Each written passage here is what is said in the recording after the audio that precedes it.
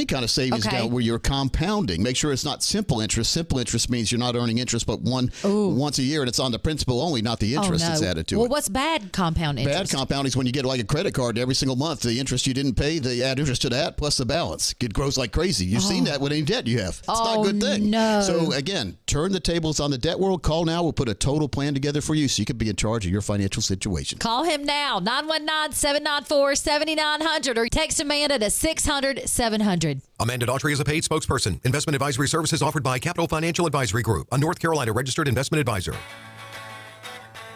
We put our lives on the line for our country. We braved the unknown. We did what we were told.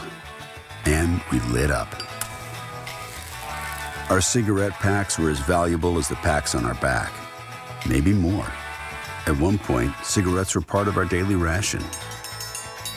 Smoke 'em if you got 'em.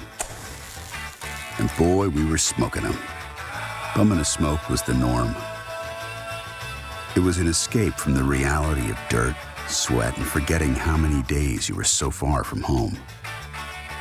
Never had to worry so long as you had a light, and the smoking lamp was lit. If that was you then, get your lungs screened now. Surviving lung cancer starts with a scan. Learn more at screenyourlungs.org. And thank you for your service. This PSA was made possible by industry funding and guidance from lung cancer patient groups. Welcoming you back to appointment day at the Martinez house. Raul Martinez looking stressed about scheduling a colon cancer screening. But he just pledged to get screened. Stand Up to Cancer and Optum want to help you reduce your risk for cancer. Visit takeahealthystand.org. It's been said that when someone you love has Parkinson's, you have Parkinson's. The Parkinson's Foundation knows that the disease doesn't just affect the diagnosed. It affects everyone who supports and helps care for them. If you have questions, the Parkinson's Foundation has answers. We can help you understand the disease and give you tips for living a better life. Find your answers at parkinson.org or call 1-800-473-4636. The Parkinson's Foundation.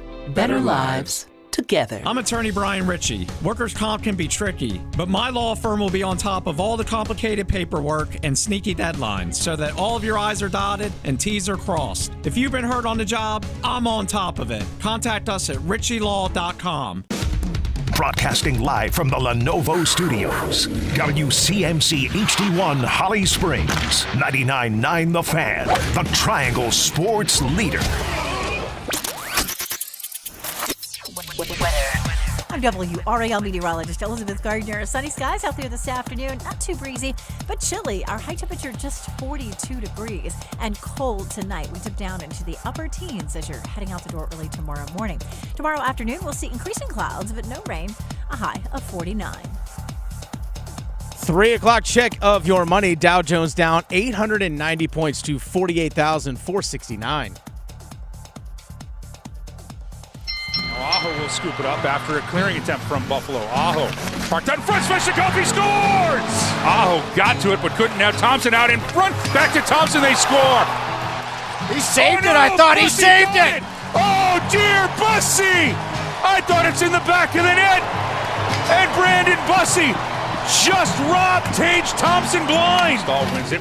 Whipped across. Luukkonen with the save. Rebound. They score. Seth Jarvis on the power play. The Drive with Tim Donnelly on 99.9 The Fan. The Drive with Tim Donnelly here on 99.9 The Fan. It's a little bit of what it sounded like. Carolina Hurricanes getting their win yesterday. Little matinee version of what the Canes have going on. That was their third win of the long weekend, which is good to say. Bit of an up and down weekend that has crawled right into Tuesday for sports fans in the area. Little on the field, little off the field, court, ice, whatever you want to call it. It's a full day. And with that being said, we want you to be a part of it, so we will, in lieu of yesterday's show due to the Canes game. We didn't have a show yesterday due to the Canes game. Today, we will open up the phone line. So instead of a little Monday sound off, we'll have a little Tuesday sound off. That'll all be at 4:15. You can call in with your thoughts, your reactions, your vents. You can sound off. We'll let you know when those phone lines open. But first, let's get into a little Big 3 at 3, shall we?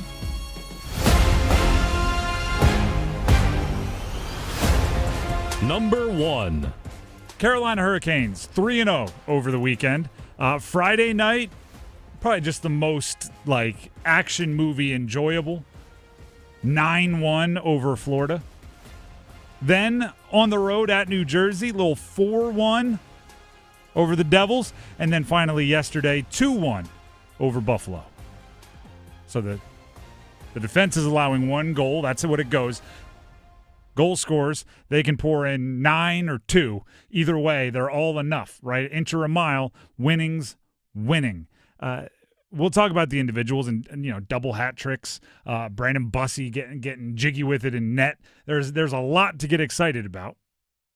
The thing that I am most excited about is I believe to be a good team, you have to win multiple ways. You have to be able to win multiple ways, right? You can't be an up-tempo team, and as soon as the other team is able to throw the brakes on, you're like, well, there you go.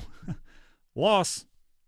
You can't be a high-scoring team and not be able to win a pitcher's duel. You can't be a defensive team and be absolutely out of luck if the opposing team scores 3 goals. There has to be multiple ways to win a game. And I think that goes for darn near every sport, but for hockey, for sure. And over the weekend, they won 3 games that looked absolutely opposite ends of the spectrum from each other. Not close, not the same genre, barely the same sport. And because of that, I grew more confident in this team. And the consistent, if there was, right? The constant, I should say, if there was, is if you only allow 1 goal, you're going to win a lot of games. And they allowed 1 goal in all 3. Obviously, Jacob Slavin is back, and he's playing closer to the level that we expect to see from Jacob Slavin. But he wasn't the only one out there doing it. He wasn't the only one out there doing it at all. The blue line played well. The guys in goal played well. Obviously, as we say over and over and over again, the forwards for the Canes, they back check and do all of the things that they're supposed to do. But it was an overwhelmingly good weekend for the blue line. Then there's an Ehlers hat trick. Then there's a Svech hat trick. By the way, it is an Aho to Svech hat trick. It is a very specific type of Svech hat trick, which I thought was extra good, especially when they doubled back and had another goal, Aho to Svech, in the 3rd game yesterday.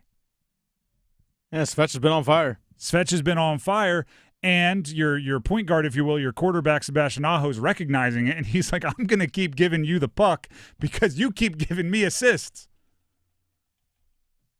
Twice in the Svech hat trick game, Aho was ahead of the action and turned and gave it to Svech.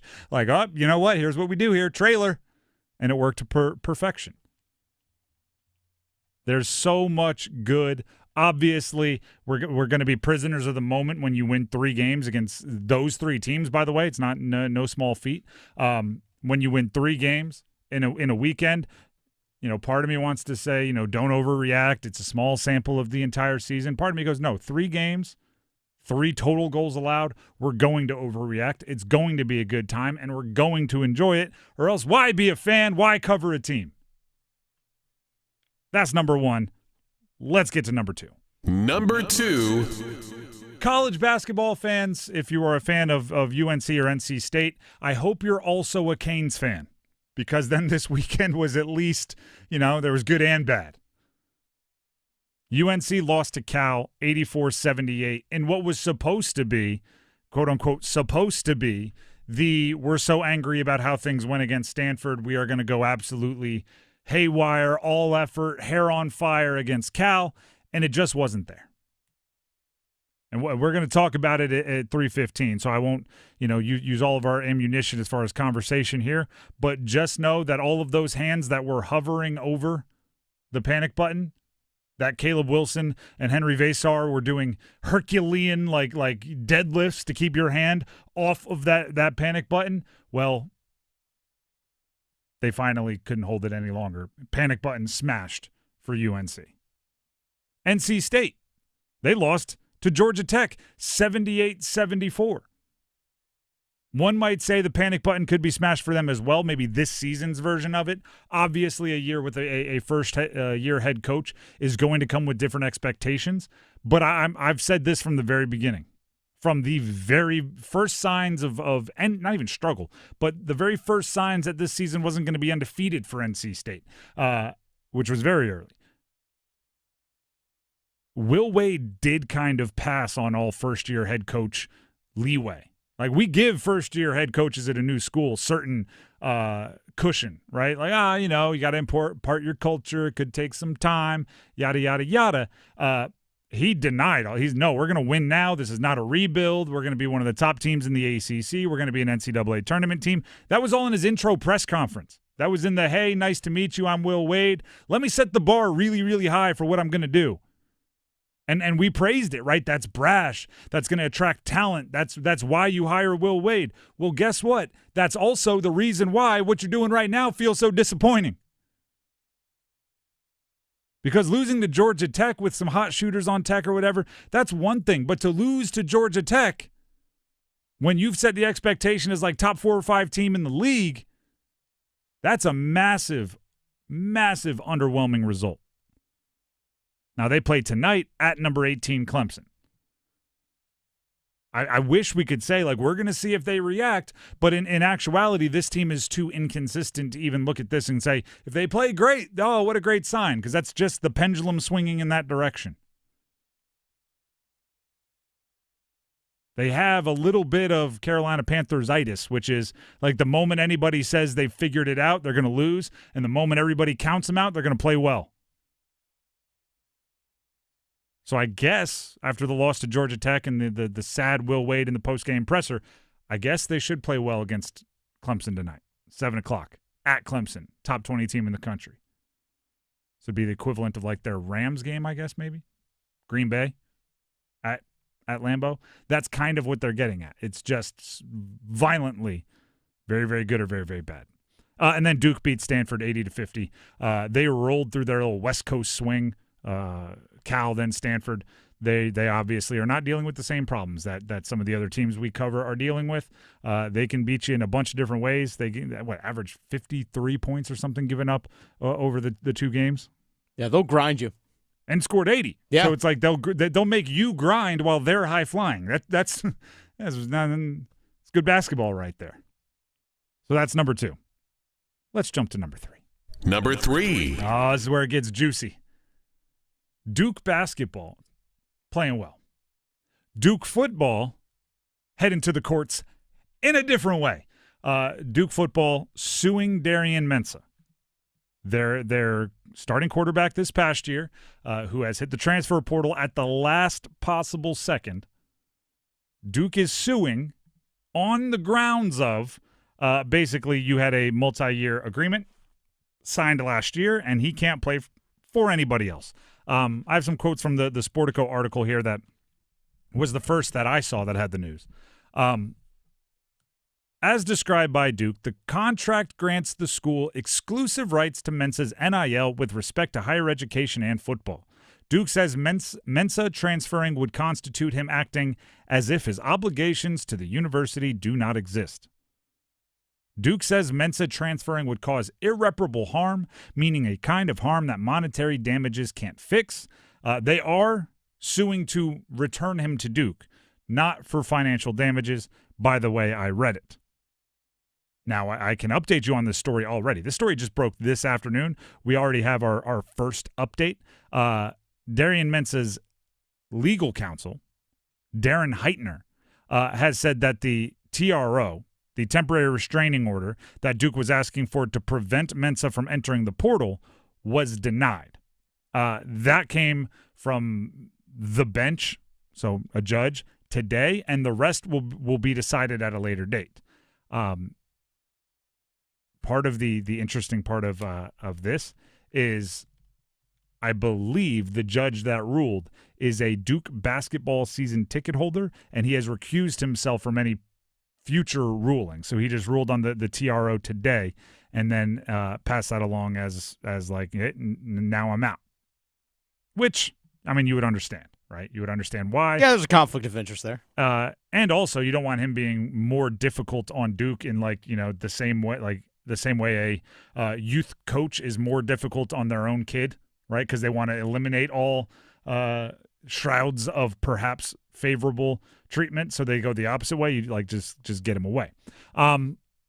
This is the importance of it's happening at Duke. It's happening with Darian Mensah, and obviously it impacts Duke and it impacts Darian Mensah.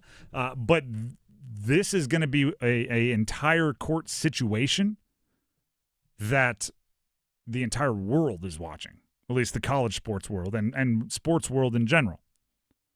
As Duke tells it, again, according to Sportico, last July, so not this offseason, before this football season, last July, it agreed to pay Mensah a series of, quote, substantial payments, close quote, in exchange for granting the ACC school the exclusive license for his NIL and its use in higher ed and football. NIL is defined as persona, right of publicity, biological information, and jersey number.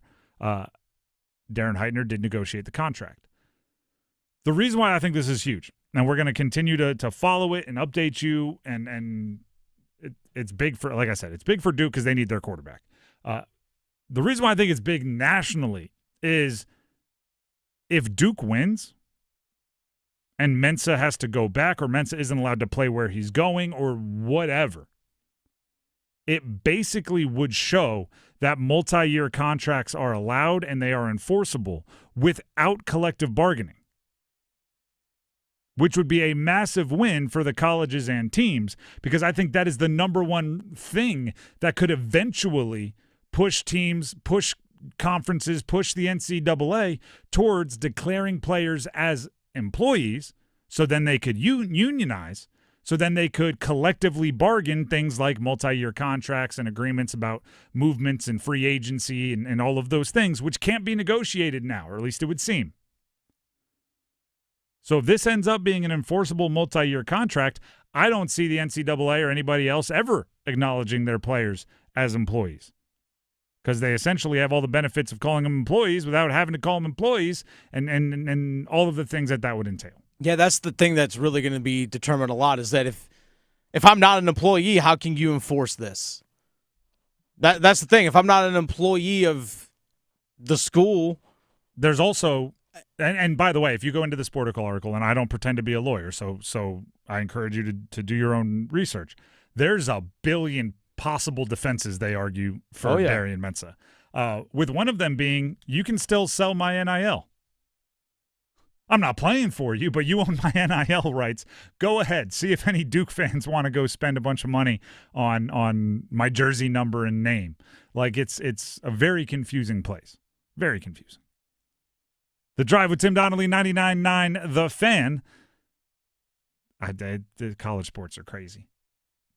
Did you know I actually was a bit into watches when I was in college? I had a couple G-Shocks and a Nixon, which I was very excited about. If I were in the modern college football world, I would have a lot cooler watches, I would tell you that much.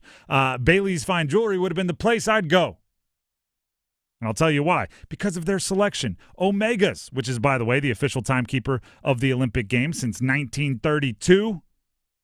I'd have a couple of those, probably a Speedmaster, a Seamaster. I'd grab some of the pre-owned and vintage Rolex from the Fox and Bailey Watch Shop located inside Bailey's Fine Jewelry at their Village District location. I'd grab a Norcane, probably one of the wild ones that I could design myself for color scheme. I'd grab a Hamilton for the American history. I'd grab a G-Shock for a little ruggedness, maybe wear it during practice, see if coach would allow me. Grab a 50 Fathoms from Blancpain for history. Grab a Glashute Original for class. There's a whole bunch of different things I'd grab. But really, if you're looking for just that one particular luxury timepiece that says everything about your personality, or that grail that you've been chasing for a long time, Bailey's Fine Jewelry is the best place to find it. Stop out, check out the Fox and Bailey Watch Shop, and let them know you heard about it from me, Tim, right here on 99.9 The Fan. Again, that is Bailey's Fine Jewelry and the Fox and Bailey Watch Shop, all located inside Bailey's at their Village District location in Raleigh. We'll take a break. When we come back. UNC lost at Cal. 84-78. Why did I already decide we're smashing the panic button? Stick around. Hello, I'm John Heister for the Heister Automotive Group. And we're constantly looking for ways to serve you better. One of the ways we do that is with something we call a Go-See. And that's where you select a vehicle from our inventory, and we have thousands, and we get one of our product specialists to bring that vehicle to you at your convenience. How do we do that? Well, it's simple. We have a group of employees that are evaluated based on the number of presentations they do. They're glad to do it. So it's just one more way we get off our keister and bring Heister to you. The Chase Ink Business Premier Card is made for people who make things happen, like me. I'm Sam, founder and CEO of Manifest, a product design company that makes everyday products designed smarter. I get 2.5% cash back on purchases of $5,000 or more, plus unlimited 2% cash back on all other purchases, which helps us make more smart ideas into a brilliant reality. The Ink Business Premier Card. Chase for business. Make more of what's yours. Real business owner compensated for their participation. Cards issued by J.P. Morgan Chase Bank and a member FDIC. Subject to credit approval. Terms apply.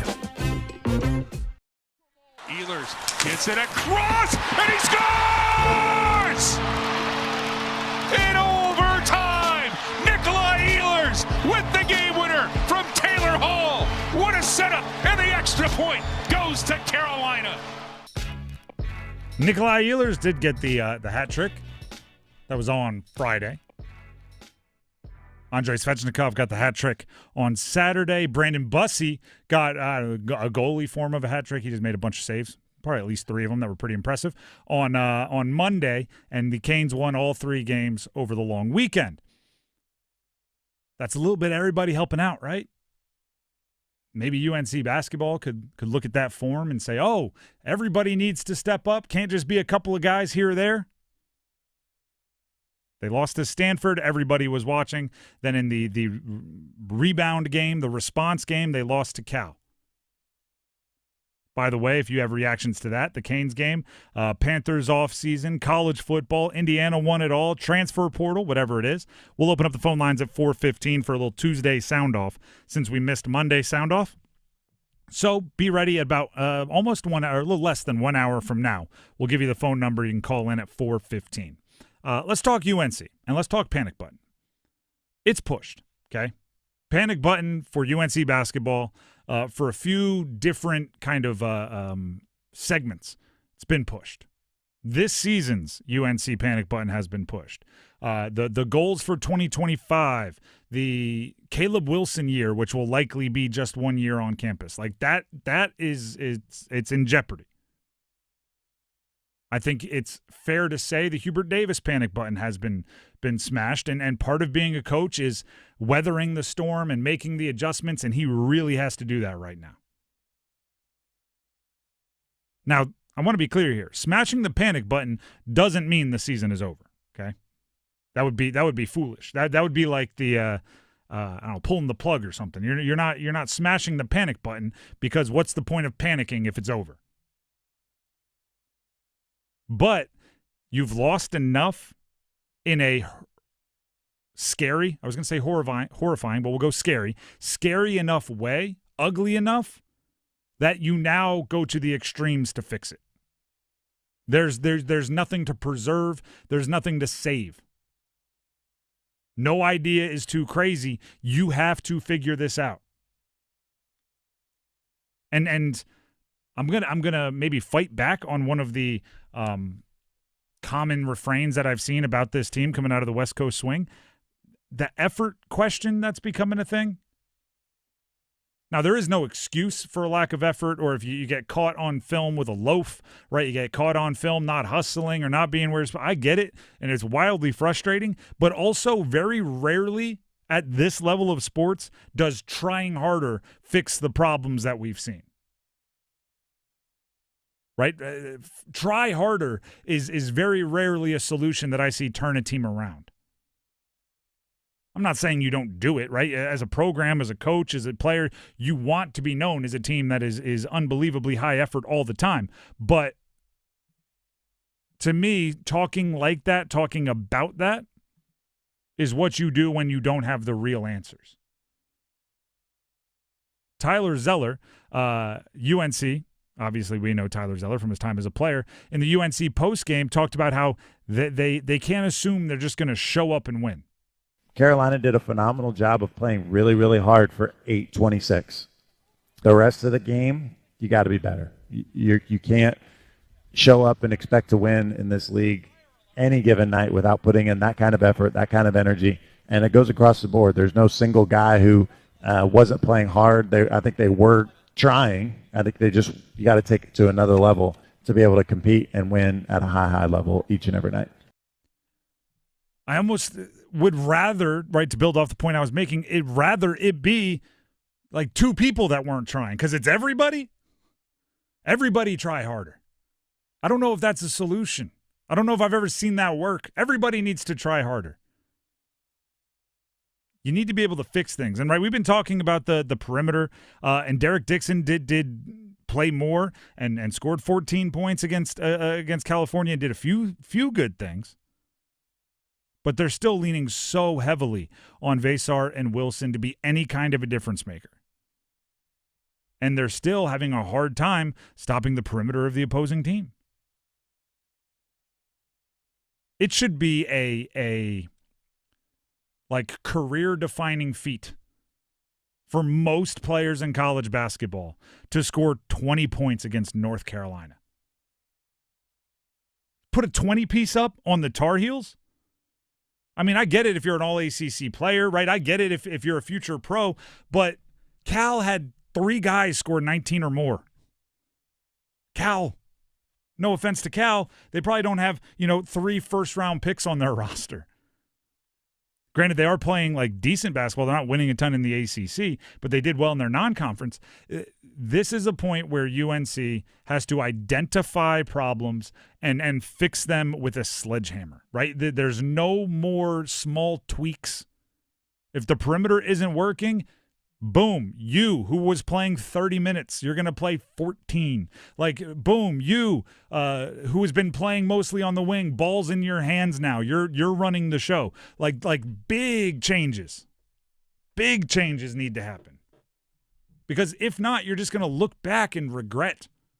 You're going to look back on this year, which, by the way, it's Caleb Wilson's only year on campus, and he's pretty special. And I'm not saying he's without fault in all of this, but I am saying if this season you look back and you go, how did we waste it? That's the part you're going to feel like you wasted. Right? So if you're going to look back years from now and go, man, how did we waste that? You're not going to be thinking about, oh, I wish I would have given so-and-so 2 more minutes a game. Right? You're not going to be looking back going, oh, I wish I would have on baseline inbounds, worked with more shots that get you open in the corner. You're going to wish you made the big changes that you're being a little too timid to make.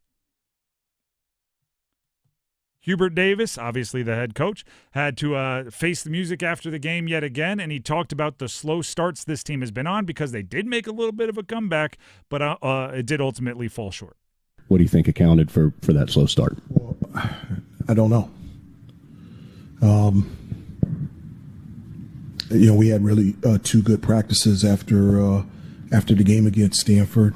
I felt like we were in a good place to play really well for the entire game, and we just didn't. We weren't playing defense.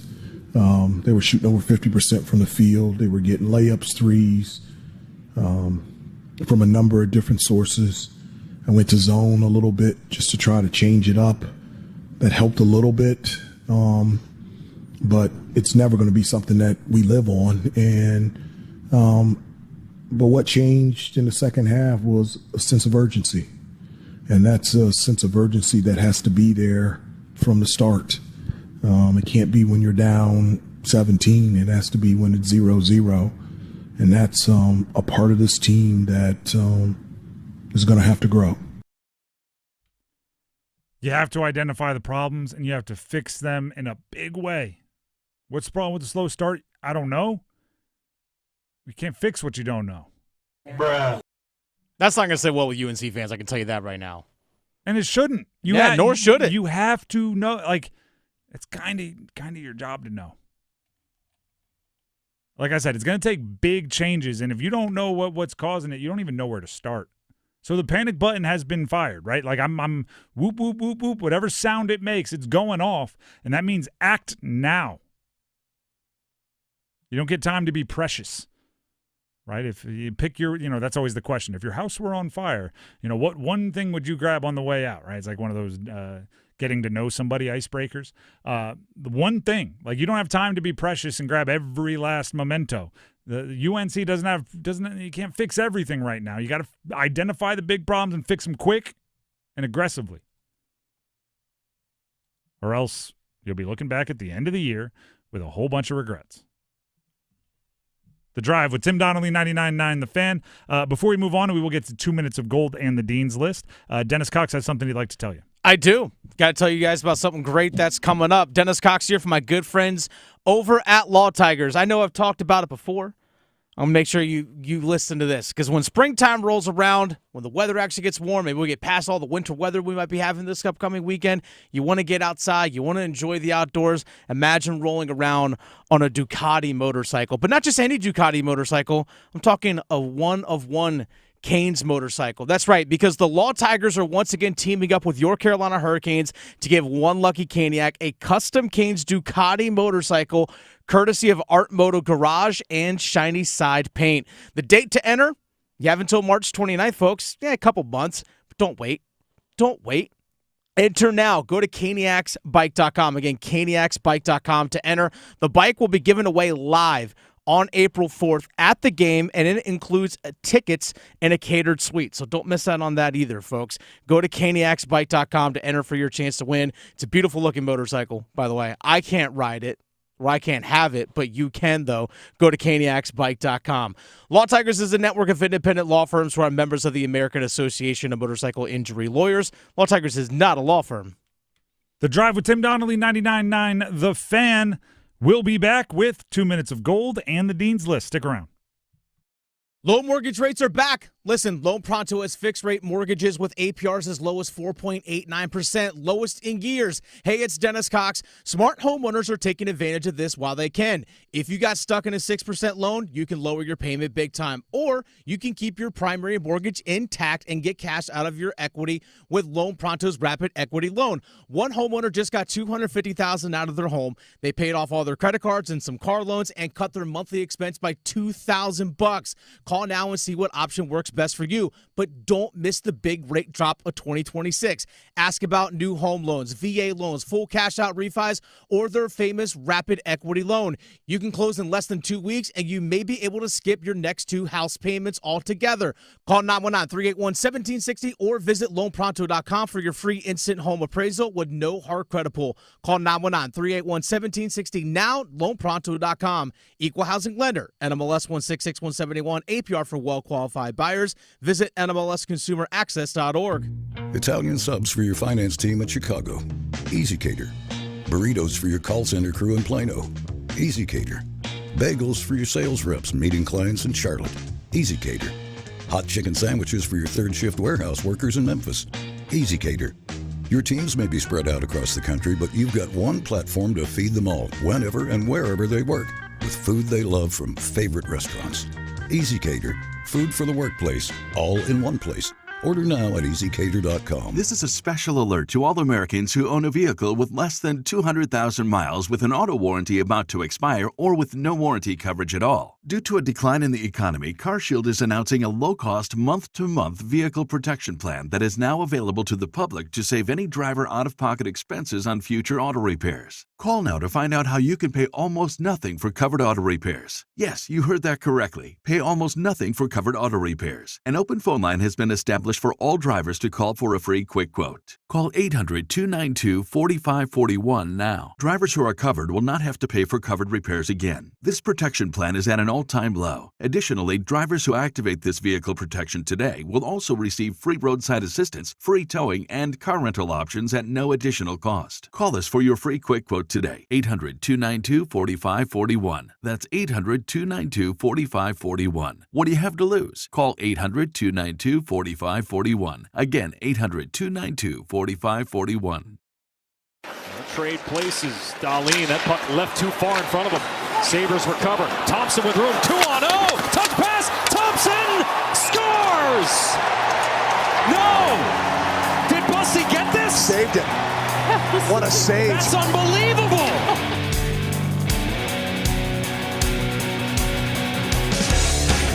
The Drive with Tim Donnelly, 99.9 The Fan. I think Brandon Bussey should play all of his games at 1:30 in the afternoon. If the Canes could just schedule all of them immediately after lunchtime, that's when he is at his peak. So awesome yesterday. It was actually, I think it may have covered up the not best day for some of the defensemen in front of him, because it's like, all right, we're just going to keep giving Tage Thompson just good looks just because Brandon Bussey wants to make him put his own little personal highlight film together. All right, we're good with that. Which, by the way, I did see Bussey at one point, like when they were 15 or whatever. I guess he was on a youth team with Tage Thompson for a year. Yeah. Bussey wasn't even the starting goalie. No. Now he's out there in the National Hockey League putting up Save of the Year candidates. Tage has to be going the backup from JV or whatever they called that league. Oh, goodness. Way to go, Brandon. If you watched on the national broadcast, the reaction to watching, I think it was Thompson on this one, although it could have been one of a handful of unbelievable saves. After the save was made, him skating away, shaking his head like, yo, that's Thompson. What am I supposed to do? That's a goal. That is a goal, and it's not today, and I don't know why. We all thought it was because you heard that was the TNT broadcast. You heard it during the open of the show. Mike Maniscalco even went goal. I was there at the game. I was sitting towards the opposite end of where that shot took place. I was like, oh, that's a goal. Wait, hold on. He stopped it? Yep. Everyone's kind of like, wait, hold on, what? And then all of a sudden, he just pops the puck out of his glove. We're all like, how did you do that? There were two people that knew, Bussey and Thompson. Yeah, exactly. And everybody else was kind of confused. But it just goes like you know, and this was my first reaction. I still think there was an element of Bussey kind of being overlooked. Some guys across the league probably like, he's having a hot start, but who is this, the AHL guy? I remember him in camp from that time. I was with this team, and he was there. Like it's all just like brush it under the rug. Yesterday afternoon, nationally televised. There's no more sneaking up on anybody. He's gonna get everybody's A game, which is what you want, right? You want your guy to be your guy. For more details on Bussey in that game, a 2-1 win, by the way, so every save was necessary. But addition to that, everybody else that played well. Here's 2 minutes of gold with our very own Adam Gold. Hey, it's Adam Gold, and I got 2 minutes for 2 points and too many unbelievable saves from the man himself, 2 B's, Brandon Bussey. And it's all brought to us by Parkway Sleep Health Centers. My gosh, yeah, I know. Andrei Svechnikov scored a goal. Seth Jarvis scored a goal, power play goal early in the third period. That's how Carolina got 2. But I don't know how Carolina didn't give up 4. Wait, I do know. His name? Brandon Bussey. Thompson with room, 2-on-0. Tough pass. Thompson scores. No. Did Bussey get this? Saved it. What a save. That's unbelievable. Save of the year candidate right there. Incredible. Turnover here, right here. 2-on-0 in front. And then Bussey comes back with the glove and absolutely robs Tage Thompson. 17 saves, has never seen like such a heavy workload. I'm telling you, there were bangers all over the place. Tage Thompson boarded the plane to fly back to Buffalo, shaking his head, not understanding why he didn't have a hat trick tonight, let alone any goals. It was an incredible performance. The save on Dahlin right after the save on Thompson was every bit as good. Well, not every bit as good, because the save on Thompson is save of the year material. And then, at the end, what? Buffalo wins it. Thompson! Save! Bussey! Loose puck swept away. McLeod turnaround bid. Loose puck. Bussey there again. Loose puck again, and it stays out. 10 seconds left. Carolina with it. They're unable to clear. Kept alive by Buffalo. 5 seconds. Shot out of the zone. Icing in effect and whistled with 1.6 on the clock. I don't know how many saves he made. I don't even know who he made the saves on. I just know there were a lot of them, and Carolina won the game 2-1, 18-3-1 for Brandon Bussey. According to Natural Stat Trick, he is the third best goalie in the NHL at stopping high danger chances. Take that for what it's worth. I don't know. All I know is the Hurricanes picked up another win, thanks to number 32. All brought to us by Parkway Sleep Health Centers. Sound sleep, sound health, sound off as we board the bus again. It was a very fun game for a completely different reason than the game on Friday was a very fun game. Then the game on Saturday was a very fun game. They're very different. Thank you to Adam for 2 minutes of gold there. Let's quickly, while we have the time, jump into a little Dean's List.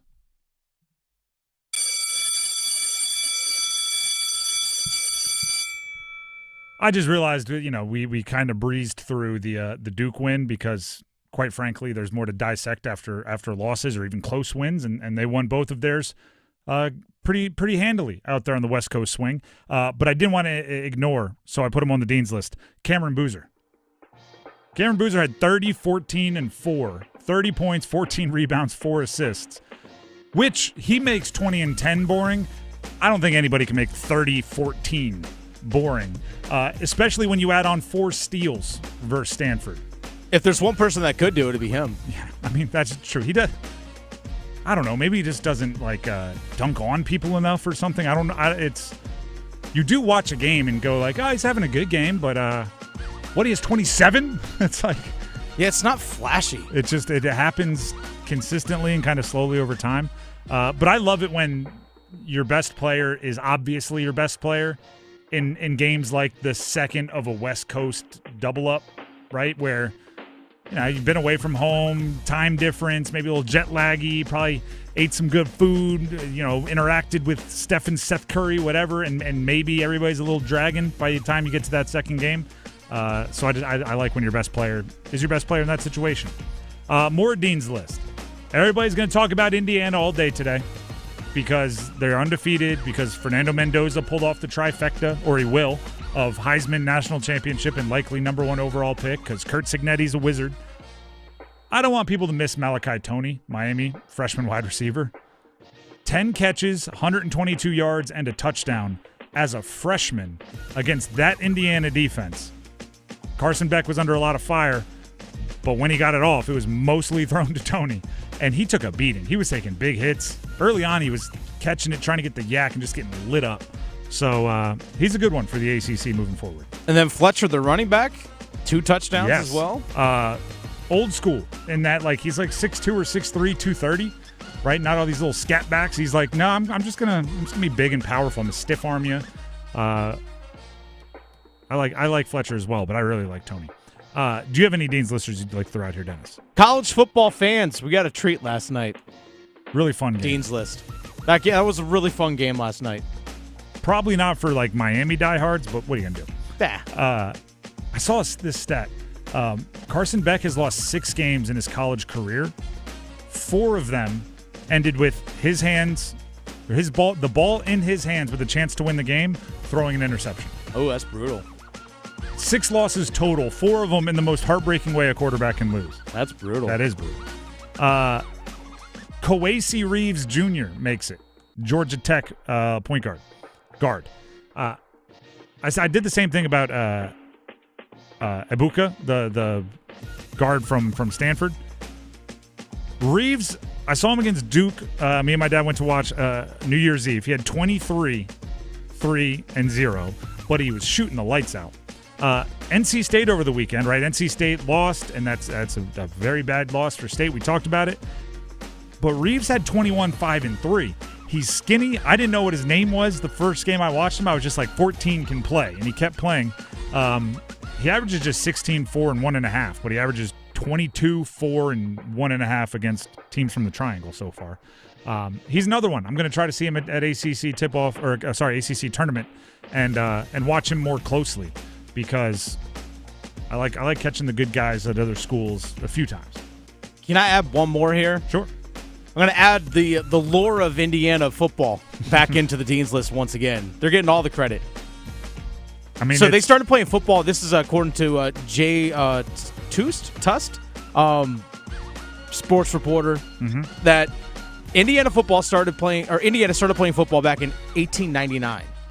They now have 6 total bowl victories in program history. December 21st, 1979, December 28th, 1988, December 31st, 1991, January 1, 2026, January 9th, 2026, and January 19th, 2026. So literally half of their bowl victories in their program history have come in the last 19 days. I mean, it's amongst the most improbable 2-year stretches. It's insane. In sports history.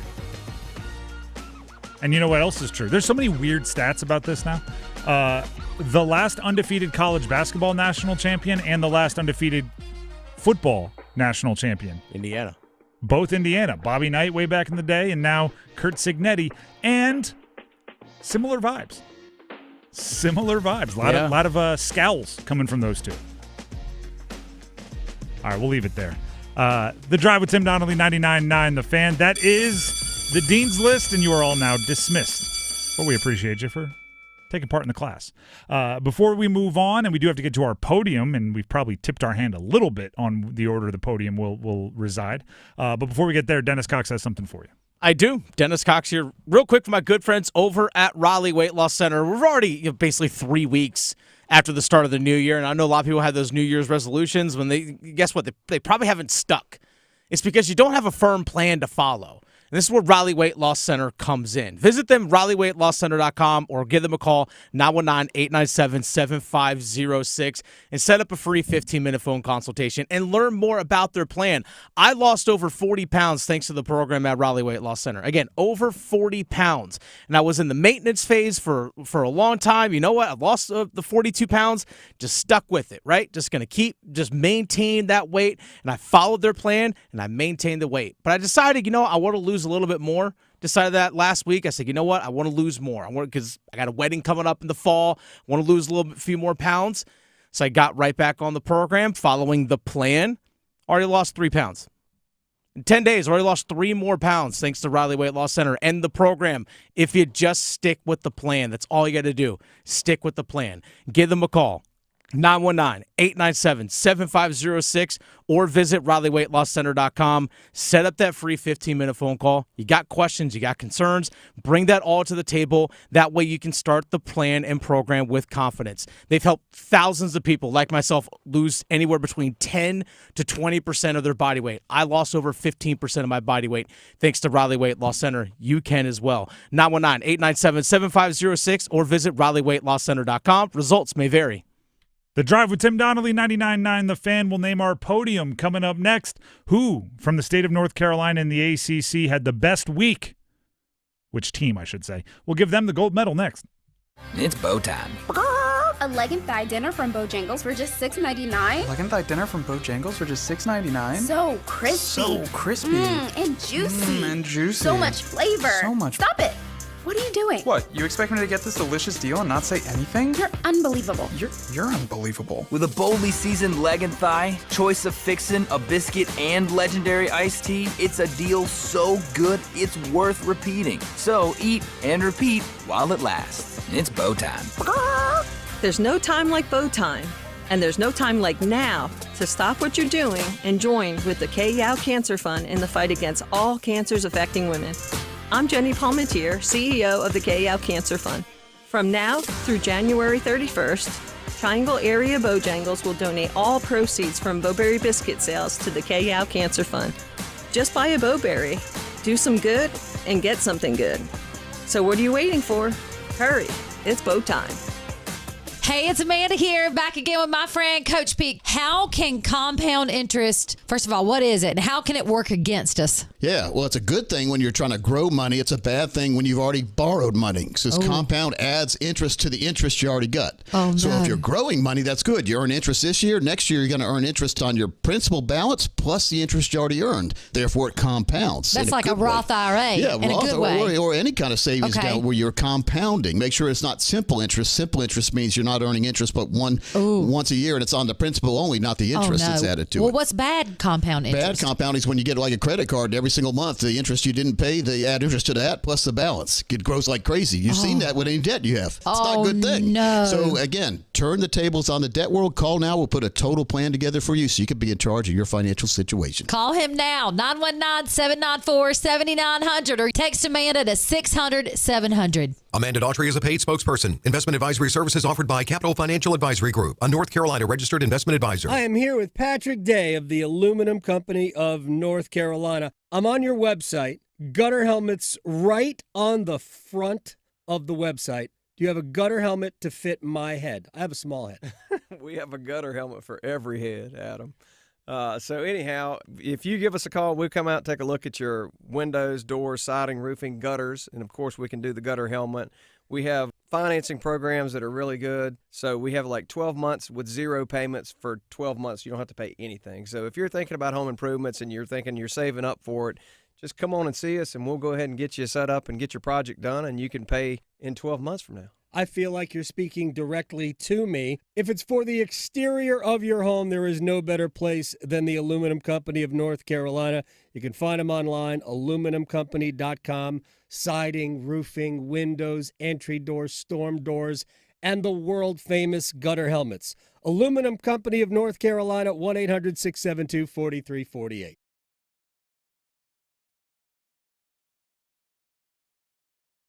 Cam to the corner. Foster thinking about it. Cameron will launch. Bang!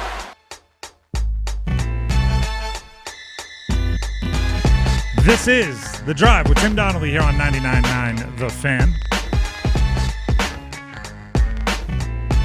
There is an ongoing, as of today, lawsuit.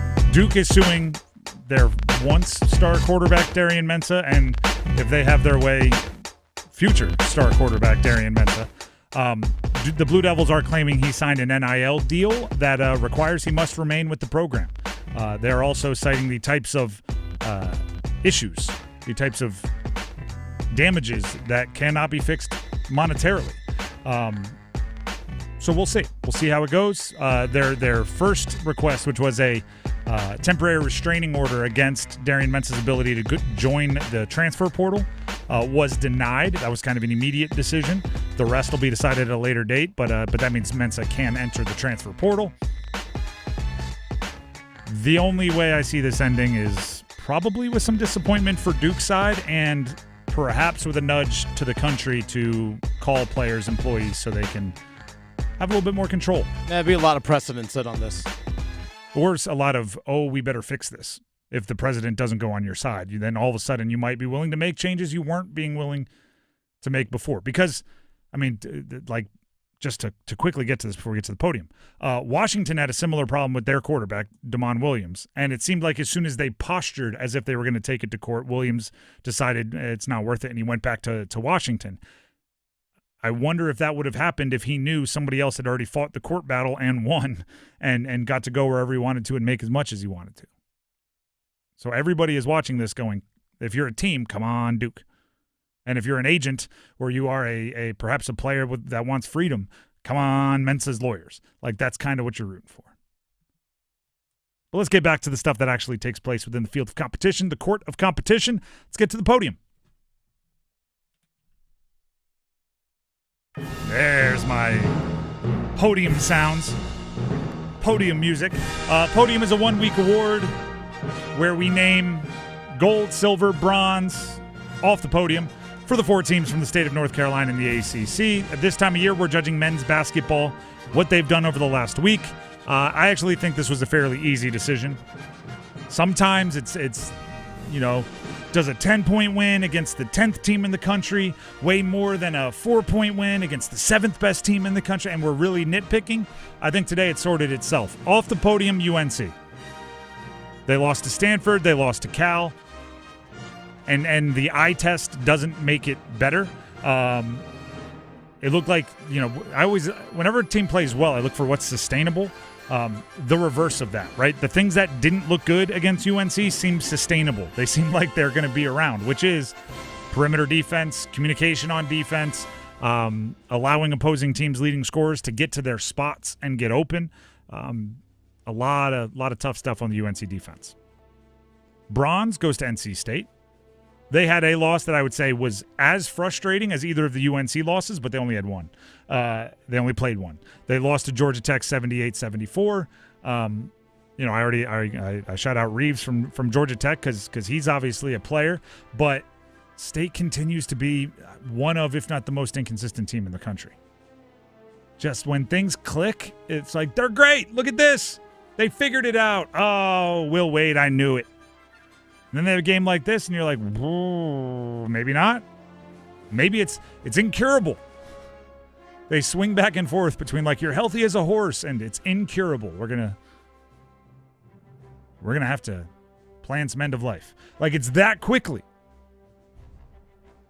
I did think it's funny, and we'll talk about this later, that Will Wade switched from like the yelling parent to the I'm not mad, I'm just disappointed parent. Right? A few times this year already he's done the my team's not tough. My team's a bunch of nice guys, but they're not out there working. We need to cut. We need effort. This team. And then after this one, he's like, I don't know. This team. It's not what we expect. It's not what we hoped for. It's like, oh, now you're going like, no, I'm not going to ground you. I'm not going to take away your phone. I just want you to know that your mother and I are very sad. Matter of fact, we have some of that audio. Here's Will Wade after the game. With this team, it's been 2 steps forward, 1 step back at every, maybe 3 steps forward, 1 step back. I'm not necessarily talking about losses, but also just in terms of like how we play, how we prepare. We just haven't been able to hit stride and have any consistency, and so that's been it's been a real challenge. Usually, we've had teams that will reel off 8, 10, 12 straight almost every year, and we're that ain't gonna be this group. So we've just gotta. We're going to have to, grit it out as best we can and try to, this is not a team that's like a rocket ship that's just going to shoot up. I mean, we're going to kind of level off and go back, and that's just kind of how it's been. And I didn't anticipate that, and I haven't done a good enough job of getting us to be able to take off. It's just so different. It's so different. That's bronze. Silver goes to Wake Forest. They squeaked out a win over Florida State. Florida State has played much closer games in conference than I expected based on their non-conference schedule. So a 1-point win, maybe at one point would have looked like, yee, but it's a little better now. Wake will take wins any way they can get it. Any way they can get it. And gold, again, we probably tipped our hands earlier on most of this stuff, goes to Duke. They beat Cal 71-56 and then one-up themselves against Stanford, both on the road, 80-50 in the Stanford game. That's a good offensive day and a great defensive day on the same day. I guess Stanford, this is funny. During the Canes game on, Friday when they scored 9, I was all out, all gas, no brakes. I was all excited for it. And a couple fans were like, got to save some for the rest of the weekend. Right, because it's very baseball cliche, right? If you score too many runs one game, you're going to get shut out the next because you used them all. The Bats only have so many runs in them. It did feel a bit like Stanford used every run they had in their bats against UNC, and then against Duke, they were like, "Yep, we got nothing left. We used all of our buckets in the previous game, and this one we're flush out." Either way, 71-56, 80-50 over good teams in conference. Teams well above 500 and all those things, not in conference, but overall, Duke's the gold medalist. Dennis, what are we looking at for the gold star? Our gold star goes to Fayetteville State. That's right, Division II, Fayetteville State. Shout-outs to the Broncos down there in the Ville. Fayetteville State got a pair of wins this weekend against in-state opponent Johnson C. Smith in the CIAA. They won that one 95-83 back on Saturday. Then they went and faced South Carolina Beaufort and beat them 114-112. So back-to-back wins. One on Saturday, one on Monday. What was that score? 114-112. Wow. Yeah. Some high-scoring basketball. Get after it. Make your shots. Defense not exactly excited, but get after it. Put on a show for the fans. Who needs it? 114-112. Good on you. No pictures on the scorecard. That is true. That is very true. Congratulations to everybody on the podium. and whoever grabbed the gold star. By the way, Fayetteville stayed in that game against their last game where they scored 114, had 5 guys in double figures. That's I don't even – I mean, there's not many 114s out there, so 5 kind of seems light. Were they all scoring like 20? Well, there's a guy at 26, guy at 24, a guy at 23. That'll do it. Yeah. That'll do it. The Drive with Tim Donnelly, 99.9 The Fan. When we come back, we do have football at 4 and a new little series we're starting here. But before we get to that, Tim Donnelly here for Miller Lending. By the way, Miller Lending wants you to know not to buy down your rate. Don't pay those thousands of dollars to get your mortgage rate down, 2 points or whatever it is, because over the length of your 30-year mortgage, what are the chances those rates come down at any point, right? And as soon as they do, Miller Lending wants you to give them a call, refinance, no closing costs, no hidden fees, no surcharges, none of that rolled up into your rate. It is simply a refinance to get yourself the lower, obviously, rate, which means the lower monthly payment. Think about that, huh? You don't have to pay those thousands of dollars, and in the future, you'll be in the same place. Miller Lending wants to explain to you what a no-cost loan is and why it is the option for you, especially with mortgage rates being as volatile as they have been over the last 2 or 3 years. So give them a call, 919-447-3377. That's 919-447-3377, or visit them online at millerlending.com. That's millerlending.com. Miller Lending is an equal housing lender, and MLS number 250-2146. We have football at 4 coming up next. You do not want to miss it. Stick around. It's the start of something new sales event right now at John Heister Chrysler Dodge Jeep Ram in Lillington. Drive home a brand new 2026 Ram 1500 for 20% off. Or pick your financing deal, 0% for 60 months or 2.9% for 72 months. America's best-selling truck comes with a terrific powertrain limited warranty, 10 years or 100,000 miles. Excludes RHO and tungsten. See dealer for details. So get off your keister and get to John Heister Chrysler Dodge Jeep Ram in Lillington today. Soundstation and Security, your automotive and audio experts. Car audio, car video, home theater, wheels and tires, and so much more. Plus, did you know Soundstation and Security offers full service for your vehicle? Alignments, inspection, oil changes, window tinting, and custom exhaust. And with a variety of financing options, Soundstation and Security can help you get what you need today. 2 locations, downtown Smithfield and on Glenwood Avenue in Raleigh. Soundstation and Security. Visit myhotsound.com. I'm attorney Brian Ritchie. Getting hurt in a car wreck comes with all kinds of stress and frustration. But when you call me, I'll be on top of all of it. So all you need to worry about is getting better. If you've been injured in a car wreck, I'm on top of it. Contact us at ritchielaw.com. Broadcasting live from the Lenovo Studios. WCMC HD1 Holly Springs. 99.9 The Fan. The Triangle Sports Leader. I'm WRAL meteorologist Elizabeth Gardner. That winter coat feels good all afternoon with these cold temperatures. Lots of sunshine, but a high of only 42 degrees. 19 overnight tonight, so very cold heading out the door tomorrow morning. And tomorrow we'll see increasing clouds, but dry conditions and high temperatures near 50. 4 o'clock check of your money. Dow Jones down 896 points to 48,463.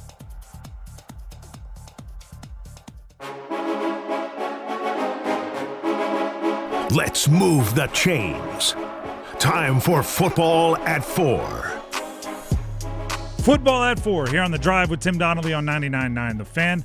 Quickly, I want to remind you, at about 4:15, we'll be opening up the phone lines for your takes on football or anything else. Something we're calling Tuesday Soundoff because we didn't have a show on Monday for Monday Soundoff. Also, I want to let everybody know Brandon Bussey will be the guest for Canes Corner on Monday. That's at 7 o'clock. You can hear it right here on 99.9 The Fan. You can go out and be there in person. Either way, after a game like Brandon Bussey had yesterday, to have him for an hour being interviewed by Mike Maniscalco to learn kind of what's going on under the helmet, beneath the pads, hanging out with the person, that's pretty cool. That's unbelievable timing. So Brandon Bussey, Canes Corner guest, Monday at 7. Always a fun time. So if you have Canes thoughts, bring them in about 15 minutes when we open up the phone lines for a Tuesday Soundoff. In the meantime, we're starting a new series here. At Football at 4, we may mix it into other points in the show. But the Carolina Panthers season is over. Their playoff run is over. The Rams are still going, by the way, and they haven't beaten anybody by more than they beat the Panthers in the postseason. So you're still right in the mix for keeping it as close with a potential Super Bowl champion. But there's this point where games are still going on, free agency hasn't opened up, draft isn't quite here, where you can do some roster analysis. And what we're going to do is we're going to go position group by position group through the Panthers. Some we're going to have to really dig our teeth into because they're interesting. Some are going to be very quick because they're quite boring. But either way, we're going to go position group by position group through the Panthers. We're going to talk them out. What do we like? And this is only the players that are either under contract or almost 100% back to be, or 100% to be back next year. We're looking at how confident we are, how much work do they need to do, how much do they need to improve this position in the offseason. And we are going to give them a score out of 100. 10 out of 100, 15 out of, like, whatever it is, out of 100. And we're going to revisit these scores and these conversations at the end of the offseason, right? To see how much did we see eye to eye with the front office. If we were sitting here saying it is an absolute must that this position gets big resources to help it, and then we go into the training camp and it's like, well, they used 1 5th-round pick and a low-money free agent. Like, we'll see where we differ, right, and decide if we like it or not. We're starting with the wide receivers, right? You got to start somewhere. We're starting furthest away from the ball on offense. T-Mac just named Pro Football Writers Association Rookie of the Year in the NFL. Which will absolutely factor into this, Will Tetero McMillan. I'll give the score first. I gave them as a, like, if this is how it was going into next year, I gave them an 82 out of 100. 82 is where I settled on. And I will be honest, at first I wrote down 77. And I went, you know what? No, it's got to be better than that. And I kicked it up to an 82. And this isn't grades necessarily, but when you get into A80s, it just starts to feel B-ish. You feel like, I don't got to hide this. The players that I just quickly went to their contracts page and saw who was already under contract. Tetero McMillan, Jalen Coker, Xavier Legette, Jimmy Horn Jr., and Dan Chisena. I would assume, by the way, Jalen Coker isn't under contract. He's a restricted free agent that all they have to do is offer him a 1-year minimum and he can't go play anywhere else, and they will do that. I would assume like Bryce and Tremaine will be back and everything, but let's be real. The Dan Chisenas, the Bryce and Tremaines, they're not truly moving it in any direction aside from what they do on special teams, and Tremaine did make a few good catches this year. The core of it is Panthers wide receiver Tetero McMillan, who Dennis just pointed out is the 2025 Rookie of the Year and Offensive Rookie of the Year, as chosen by the PFWA, the Pro Football Writers of America. First of all, shout out to the writers. I never got why like an offensive player could be MVP and they wouldn't be Offensive Player of the Year. That never made any sense to me, and it happens that way every year. If they're the MVP and they play offense, they're the Offensive Player of the Year. So the fact that he was overall Rookie of the Year and they also gave him Offensive Rookie of the Year makes sense to me. But he's that good, right? He led all rookies in receiving yards. He eye test was even better than that. I do think he will get better with the what I call focus drops. There were a couple where you could tell he was thinking yak. There was a couple where he was trying to make a highlight catch rather than just getting 2 hands on it. I think all of that will be fixed. It just takes about 10,000 catches on a jugs machine working on your craft, which he will do by all accounts. He is a hard worker. Jalen Coker, I think, slides into the number 2 role and is a wildly confident number 2 for somebody with his sample size. He hasn't been given all of the opportunities in the world, former undrafted free agent, but he has shown like true complete wide receiver traits. And he just came off a massive performance in the postseason, which is often a springboard to level up as a player. Right, you have that one giant game in the postseason, and suddenly the regular season, I don't want to say seems easier, but it metaphorically slows down for you. Right, once you prove you can do it on the highest levels, the regular season is a more confident place for you. And do you know how I know I'm high on Jalen Coker? I was just doing this today. So I asked on social media if you guys wanted me to do some film breakdowns and things for the draft, and overwhelmingly positive response. So I'm trying to make that a reality. Maybe start them after the Super Bowl. I don't know. Got to talk to some people here. But I was doing some film work right after the national championship yesterday. I wanted to go, ride that wave. So I was watching Surratt, the wide receiver for Indiana. And first of all, very good player. And I write down comps on my little draft prospect sheet. I have a space for comps, like who does he remind you of? And it was the first time I was watching a guy in college who had a complete game. He had deep ball catch, he had contested catch, he had back shoulder catch, he had over the middle catch, he had everything. And in my comp, I went, he reminds me of Jalen Coker. That's such a massive compliment to an undrafted free agent going into his third year who was hurt for the first 6 weeks of his second year and was waived in the beginning of his first year, to already have my brain go, oh, I like this guy. Oh, he's playing well. Oh, he's big. Oh, he's strong. He's got good hands. Reminds me of Jalen Coker. So those two, super good. Everything else they get from the guys I mentioned, bonus.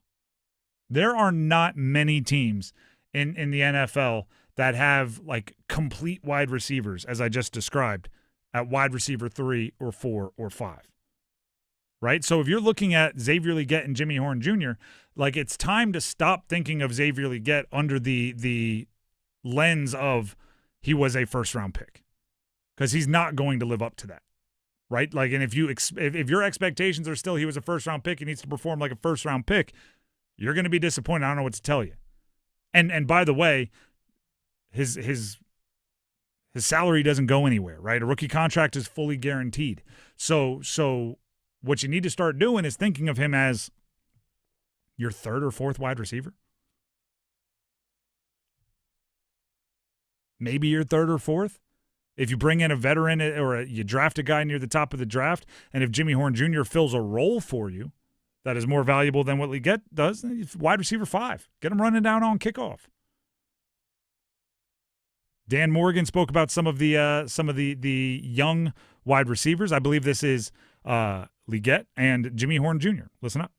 Xavier, it took him till his senior year to really start developing and coming into his own at South Carolina. So I think, we take a patient approach with those guys. We let them develop and keep getting better, and, we work with them and keep coaching them, developing them, and helping them out. I completely understand the logic of this guy took a long time to get going in college, and he didn't, light it up from the beginning. He didn't light it up until his 5th year in college. You can't draft a player and expect him not to figure it out until his 5th year in the pros, because his rookie contract is up by then. And you're talking 5th-year options, which you probably didn't pick up if it took him that long to figure it out. I think it's much, much better for you if you think of him as a wide receiver 4, situational player, maybe a guy you can look to later, rather than the former first-round pick. I'd actually just start thinking of Jalen Coker as that guy, and you'll be more satisfied. And now Jimmy Horn becomes an interesting one because he has a unique skill set, being an undersized guy, but he can fly. He's lightning quick. Here's Dan Morgan on this show, joining me last week, talking about Jimmy Horn Jr. Jimmy Horn kind of gave us a little bit of that element towards the end of the season. I do think that's something that we are missing on the offense a little bit, is where we can just get the ball out to a guy and he can take a 5-yard catch and take it the distance, or make a few guys miss and come up with a big play. So, that's another spot that I think that we've identified and we'll be looking for in the future. Yes, that is the $1 million question for this. Like, I have him as an 82 out of 100 at wide receiver. If they want to get into the 90s, they are a true home run threat away. And there's 2 ways you can be a true home run threat. You can be some of the what I know a lot of Panther fans want to hear, Alec Pierce from Indianapolis Colts, who's a free agent. He's more of a home run threat in that he'll get behind the defense and you can chuck it down there and he'll run under it. Or if you wanted to be a prime Debo Samuel, I'm just using like the obvious examples, the characters of it. Prime Debo Samuel home run threat, where it's like I throw you the ball 2 yards and you run 80 with it. They need to be, the wide receiving core as a whole, a significantly greater threat to have a true big play. I love from an analytics standpoint the fact that Tedero McMillan caught so many first downs. He had an unbelievable amount of first downs for a rookie, which is great because it means he's doing the right things and he's catching crucial passes and he's keeping drives alive. But I think part of that is also gaming the system in that, like, if every drive needs 6 first downs to score, you're going to have a lot of more opportunity for first downs versus a team that might on, second down, second play, score from 45. They're not going to have as many first downs. That's what I'm looking for. That's the way they can boost it. I hope when we revisit this score and this conversation on the precipice of training camp, everything I just said plus 1 home run threat. Could be the draft, could be free agent, could be a bunch of different ways. So if you look at the NFL season in terms of explosive plays, so you're talking about, was it 15-plus yards in a pass? I think it's 10-plus yards in a run, something along those lines. But explosive play rate, the Carolina Panthers, 5.1% of their plays were explosive plays, which was the tie for 7th worst in the NFL. The teams that were below them were the Saints, the Jets, the Browns, the Raiders, the Vikings. Not a lot of good there. Not a lot of good there. I'm actually surprised it was only 7th worst. I would have guessed bottom 5. So, hey, maybe I'm being a little harsh on him. But I'm sure that was a lot of Rico Dowdle during that 1 month and a half stretch where he was 2006 LaDainian Tomlinson. The drive with Tim Donnelly, 99.9 The Fan. Wide receivers I have is 82 out of 100. If you want to dispute that or talk about anything else you want, Canes, college basketball, the college football playoff ending, transfer portal, all of it, we are just seconds away from opening up the Heister Automotive Group hotline for your calls for a Tuesday Soundoff. But before we do anything, we want to hear from Dennis Cox.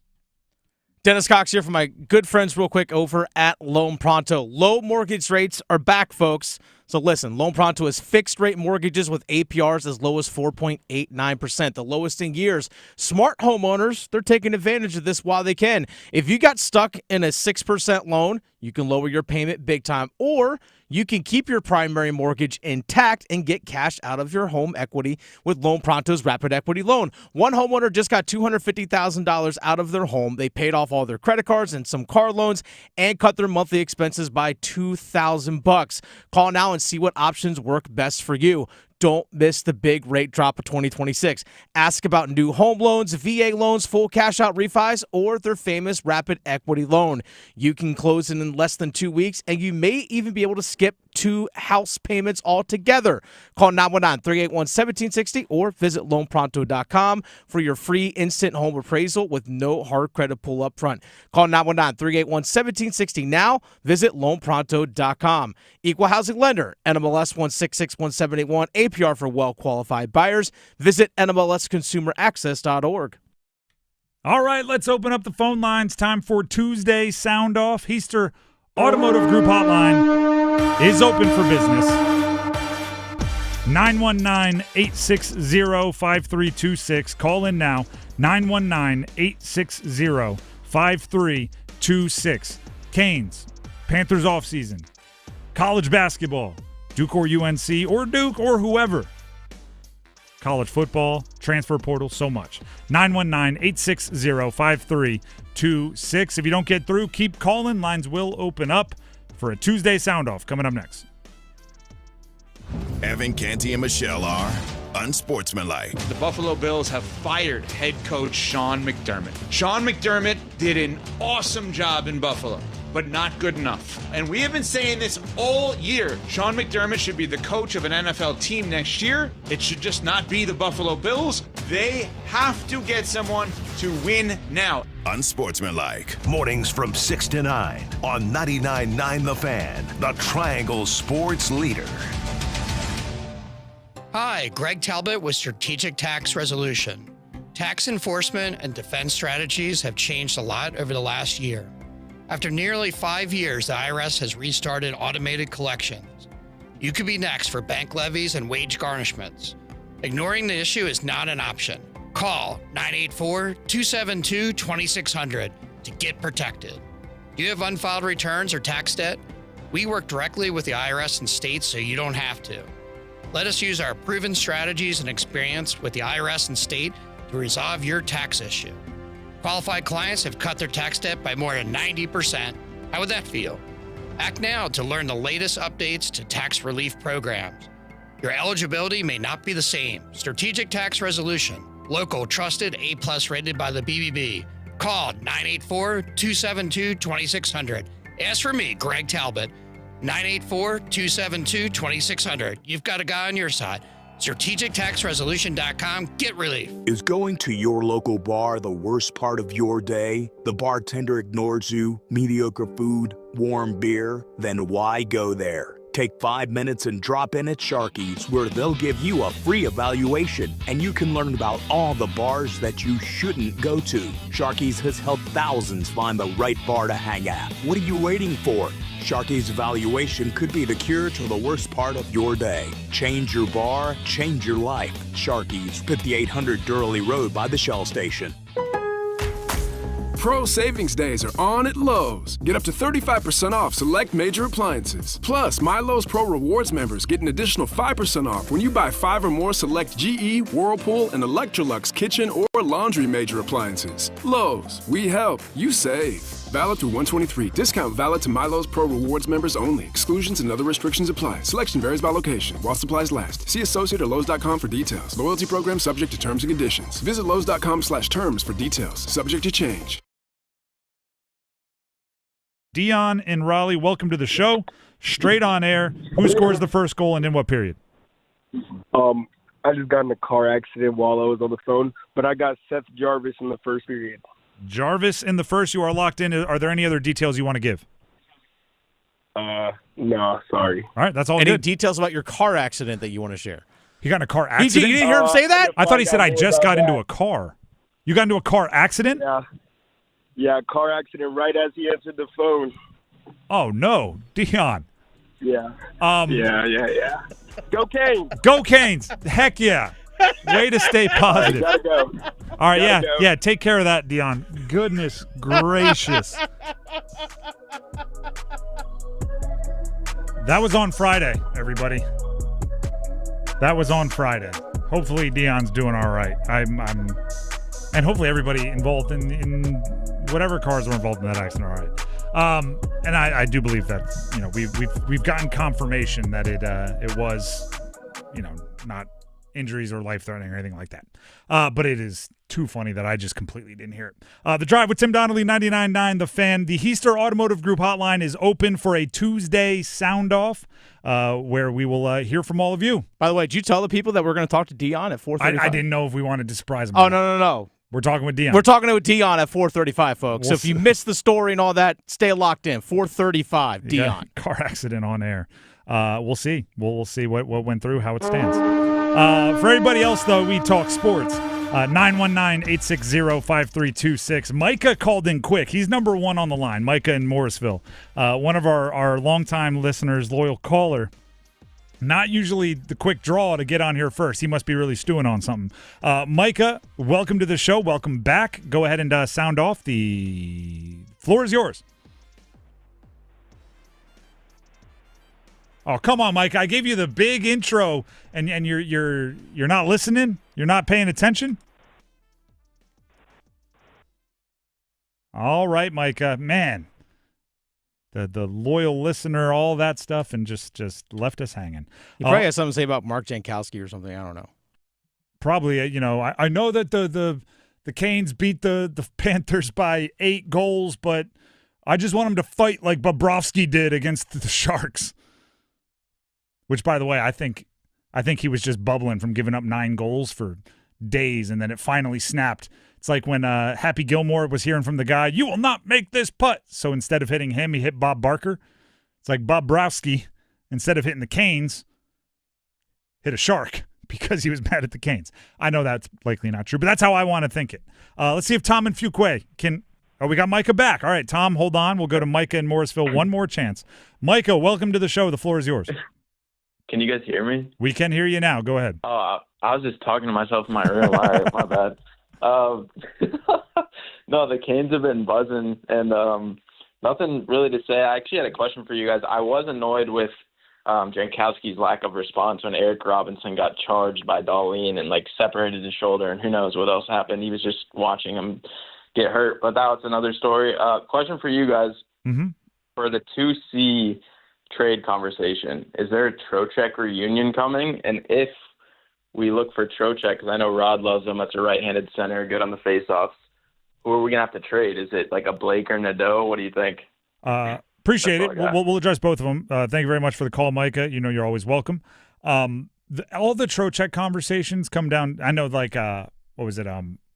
Jury, their GM up there, wrote a letter to his fans saying, like, we're gonna retool, which basically means, like, be ready. We're gonna sell some of your favorite players. I think a big part of a Trocheck reunion is how much cap they'd be willing to eat. I can't see them paying, what is it, 5.5 per for a good chunk of more years, 3 or 4 more years. What would it cost?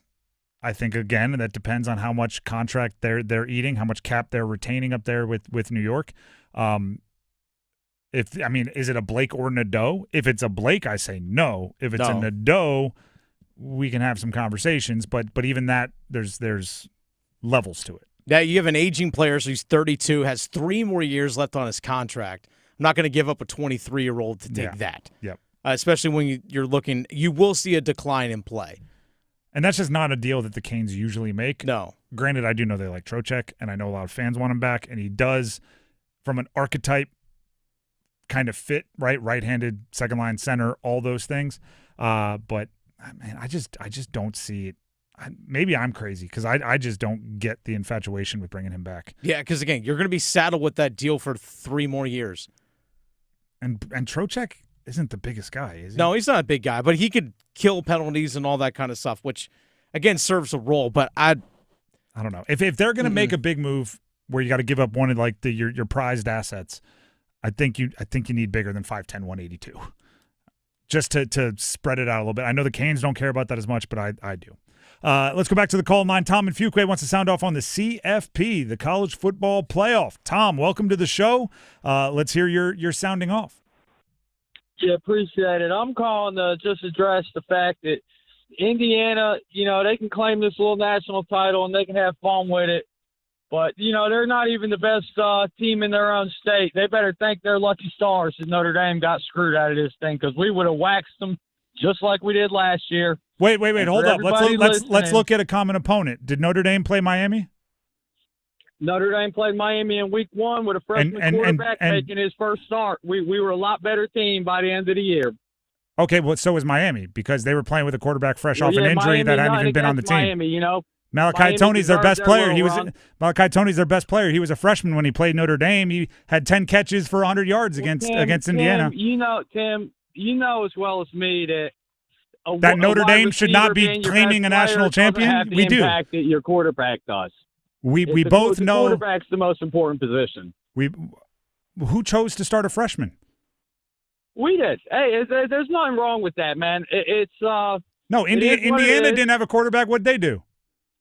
Yeah, they got a transfer. They got lucky that we barely got squeezed out by Bama. They better thank their lucky stars that Bama lost that game to Oklahoma in the regular season because had they won that like they did in the CFP, we would have been in and we would have smoked them. You can book that. Anybody that really follows Notre Dame knows for a fact we had a better squad than them this year. No, see, that's the issue.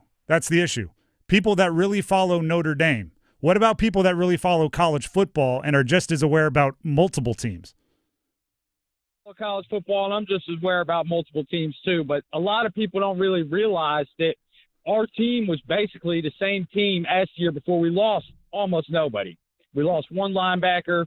You lost a veteran quarterback. Tackles. You lost a veteran quarterback that you we took lost from Duke. Our quarterback, which by the end of the year, we were a better team than we were the year before because our passing attack was a lot more dynamic. We were a lot more able to play balance. We weren't relying on just the run game. I do appreciate the call, and I'll give you this. Notre Dame is absolutely undefeated in hypothetical matchups. So appreciate it and call back in anytime. I know I'm having fun there. The Notre Dame stuff really does. It frustrates me. You lost to Miami. Where are we going with this? Calling in saying, you're lucky that Notre Dame didn't make it. Indiana rolled through teams. Rolled through them. All right, let's get back to the call in line. We have Linda in Roanoke wants to sound off on the Canes. Linda, very good friend of the show. Linda, welcome. Go ahead and sound off. Yes, I definitely want to sound off on the Canes. Oh, my God, that game with Buffalo, God had a heart attack over that.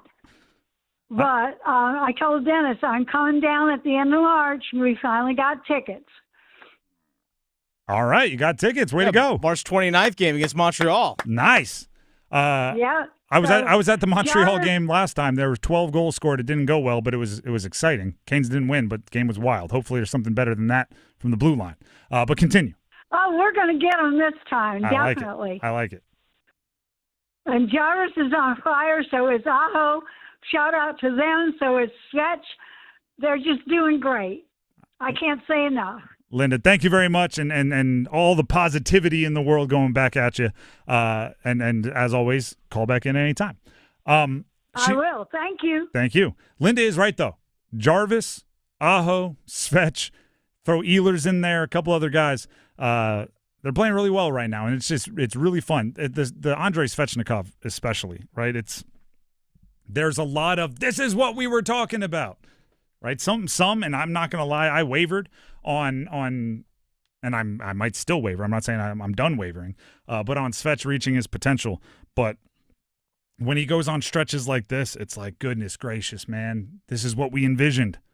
Aho playmaking, Svetch being the finisher, Jarvis doing everything. Like this is Ehlers that playing his role. Like this is all that was envisioned. Just got to keep it up for another half year. All the way to the cup. Let's go back to the call-in line. We have Isaiah in Wake Forest wants to sound off on two interesting topics. I don't know if they're connected. Major League Baseball and the Charlotte Hornets. Isaiah, Wake Forest, welcome to the show. Go ahead and sound off. Thanks for taking my call. They aren't related. Okay. I'll start with the MLB one. I was listening to a First Take bit with Stephen A., and he was talking about, he said MLB fans had better enjoy your baseball in 2026 because the lockout is imminent in 2027. And I'm more of a casual MLB fan. I don't keep up with it as closely as I do the NFL, NBA, and stuff like that. So my question for that is, why is there going to be a lockout? I understand that the Dodgers have way more money than everybody else, but I can't imagine another lockout like there was in the 1900s and 80s, maybe. I can't remember where it was. And then with the Hornets, the inconsistency is crazy. They blow out the Thunder. They lose to the Pacers and Raptors. They smoke the Jazz. They lose to the Warriors. Then they beat the Lakers. But they're 5-5 in their last 10. LaMelo's playing great. Brandon Miller, Con Knipple. And Moussa Diabate is playing like an undersized big, but he's hanging in there. He's hanging in there, and we have Kalkbrenner back. I'm hoping he can develop into something. Do you think they could be a potential play-in team at the end of the season? All right, I'll answer both of those questions. Thank you very much for the call. I'll do my best to remember the points you made. For MLB lockout, it's the lockout will be coming because the owners don't want the Dodgers to raise the market so much that players have to make so much money that the owners aren't making any money. And the Dodgers, you can go look into it. I've read 2 articles about it that were both super in-depth, and I left cross-eyed. Because of the timing and the way the Dodgers were sold, it was in the middle of a divorce proceeding. The value, it had to be a very quick sale. They have some weird one-of-one deal where they get so much more TV money than everybody else. Unlike everybody else in Major League Baseball. And because of that, they just have basically endless cash. So the owners want the players to start making less. And the players, that doesn't sound great to them. I hope this is my little side note. I hope the solution is, as much as you bring down a salary cap, you have to raise a salary floor. Yep. So players will still be getting a higher guaranteed money. And it will force small market teams to actually compete, even if it means, you won't have all of the highest paid players on the Dodgers. Hopefully it means you can still have very highly paid players across the league. It's just more parity. I don't know if it's that simple. I will not be in those labor negotiations, but I hope that's the result. Yeah, that's the thing that a lot of people don't realize when it comes to these situations when Major League Baseball is that there are a lot of owners out there that don't want to spend more because they're already not. But if you force them to spend to a floor, that's where you're going to get ownership groups that are going to be competing against each other in terms of what they want. So, yeah, we might eventually see a cap. I'm not entirely sure, but I know there's a lot of owners out there that don't want to spend to a floor that's higher than what they're spending right now. And regarding the Hornets and their inconsistency, I don't want to say Charlotte Hornets. There you go. I don't want to say that's what you should have, but it's what you should have. Your entire core is like 26 or younger. You're depending huge amounts on guys like Con Knipple, who's not even 21 yet. Huge amounts on guys like Brandon Miller and LaMelo Ball to be your cornerstones. They're 23 and 24. Inconsistency is built into their DNA at this point. Their frontal lobes haven't fully developed. That doesn't hit till 25. And yes, they could be a play-in team. They just got to, catch fire and be more good of the inconsistent than bad of the inconsistent. But I think they're a really interesting, like if you're buying stock in the next 10 years, I think they're a really interesting NBA team to grab a couple shares of to make sure if they go nuts, you're right there. Heister Automotive Group hotline is open for a Monday Soundoff. The number is Tuesday Soundoff. It's first day of the week, first show of the week Soundoff. 919-860-5326. That's 919-860-5326. You want to call in? We want to hear from you. Let's go to Corey in Raleigh next up on the phones with is he a Tar Heel fan or does he want to sound off on Tar Heel fans? All right, we have a Tar Heel fan here. Yes. Corey, go ahead and sound off. Yeah, man, I appreciate you, Tim. Love the show. I was going to originally sound off on Tar Heel fans, but the Notre Dame fan really is going to make my point for me. He's really going to make my point for me. The fact that he's still that butthurt and didn't get to enjoy a good college football game because of what he thinks his team should have did, when in reality what they should have did was just do better to get there, it explains it all. But as far as Tar Heel fans, like, we lost 2 games, and they weren't good, right? Yep. We know we need some guard work.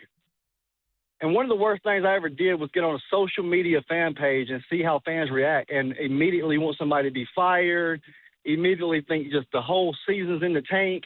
And it's ridiculous to me how we don't understand that not everybody can go undefeated, and you're going to have some tough losses. You're going to have losses you don't want. You're going to have some really big wins, but I think there's a long gap between what is reality to a lot of these fans and what is facts. And facts are, we started off with a really good year, and you got to have hope and pride in your team, and you got to support them. But what fans do, like the Notre Dame fan did, they don't live in reality. They don't live in reality, man. And it's very upsetting to me to see that from the world that we live in now, because growing up, you didn't see all this stuff. You didn't get to see but the fans that you grew up with. And now I get to see thousands of people react. And I'm sure it's not just the Tar Heels. I'm sure it's on a lot of fan bases. But I'm just here to tell everybody, if you're listening, calm down, man. Calm down. All right, Corey, I appreciate it. Thank you very much for the call. I will explain why, earlier today, I sounded the metaphorical panic button for UNC. It's not just that they've lost 2 straight or that they've lost 3 of their last 4. That could happen, right, if you're playing good teams and you hit a lull. It's because it does seem like there is a blueprint out there on how to, right? Get your guards going, take advantage of their lack of communication on defense, and take advantage of, quite frankly, their perimeter as a whole. And if that is out there, it's not like, oh, it's just 2 losses. It's not, oh, it's just they lost 3 of their last 4. It's also kind of, oh, they have a flaw that they can't fix, and thus everybody is going to keep jabbing you there. Once if and or when they patch up that flaw, then we can reevaluate. But for right now, I don't know if negativity is completely unwarranted. Back to the call line, we have Pat in Durham, wants to sound off on the Bills. A little Buffalo Bills action. Pat, take it from here. Hey, how you doing? I'm and doing by well. the way, I heard you on national broadcast a couple of days before the game. Very good. Thank you. So, I know that guy. But, anyway, and being a State fan and seeing Signetti that went to my alma mater, Elon, it's like, man, we could have had that guy. But I called about the Bills.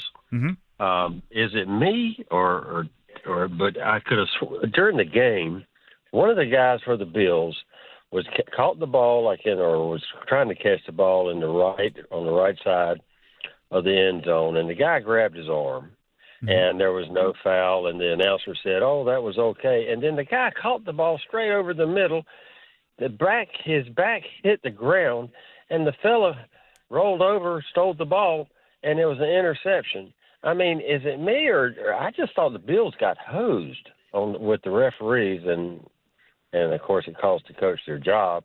But I was just wanting your opinion on that. Well, first of all, I will give you my opinion, but it's not the one a lot of Bills fans want to hear, which is there were bad calls. The interception was an interception.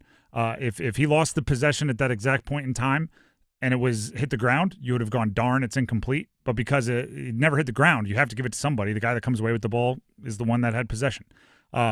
Some of the defensive pass interference calls were awful. I'm not going to apologize or I'm not going to write any of them off or forgive the refs. Some of the DPI consistency in the NFL is horrendous. I'll also say this. Some awful turnovers were much more impactful on your team losing than any calls by the referees. If you don't want to lose that game, Josh Allen can't fumble it right before half and gift 3. It's a tale as old as time. Control what you can control. You can't control the refs. The Drive with Tim Donnelly, 99.9 The Fan. All right, to intro this next caller, on Friday, we had first goal scorer predictions for the Canes, and Dion called in, and as he got on air, he said, "Yeah, I just got in an accident as I was calling. I'd like Jarvis in the first." I didn't hear him say accident. I thought he just said he was getting in a car. I continued on as if a normal conversation. Do you just want to play it? Okay, all right. Before we bring Dion on, this was Dion's performance on our show on Friday. Dion in Raleigh, welcome to the show. Straight on air. Who scores the first goal and in what period? I just got in a car accident while I was on the phone, but I got Seth Jarvis in the first period. Jarvis in the first. You are locked in. Are there any other details you want to give? And then from then on, we learned more about Dion being in a car accident, and he ended it with a go Canes before he hung up. So now we bring back on Dion in Raleigh. Dion, welcome back to the show. Hello. Before we get into more questions, was everybody okay? I want to make sure that there was no serious injuries or anything before we make light of any situations. Everybody was okay. I was at the stoplight and a guy rear-ended me. And first of all, car, are we looking like how bad is it? Are we totaling? Is it going to be fixed up? Did we get that all taken care of? No, the car was fine, and my dad ended up letting the guy go because the damage was really not that bad. Okay. All right. So a little like, minor harm, no foul type deal. To an extent. Still a bummer, first of all. And there's nothing to like ruin your Friday more than getting an fender bender. It's just an absolute annoyance. But I think you've 100% earned your Caniac bona fides by making sure you got your first goal scorer prediction in before you hopped out to look at the damage. How far back does your Caniac fandom go? Okay, well, to be honest, I've been a Canes fan for about 4 or 5 years. Okay. One of my friends has season tickets, so that's how I got into it. I go to a lot of the games with him. All right, and Jarvis is your guy, or you were just feeling Jarvis on Friday? Jarvis is my guy. Every time I go to the game, that's who I put my money on for a goal. And then that's who you were picking for a first goal scorer prediction, which I appreciate. I loved the optimism. I loved your stick-to-itiveness. I hope you didn't take any insult or anything by us kind of laughing and having some fun with it. It was just it caught me so off guard, and I obviously didn't hear it, that it became comical. Yeah, it caught me off guard, too. It honestly felt kind of not real because I call in a lot of times, but they never answer. But that other guy dropped, and I had already called, so I already had the number pulled up, and then you said to call back, so then you answered.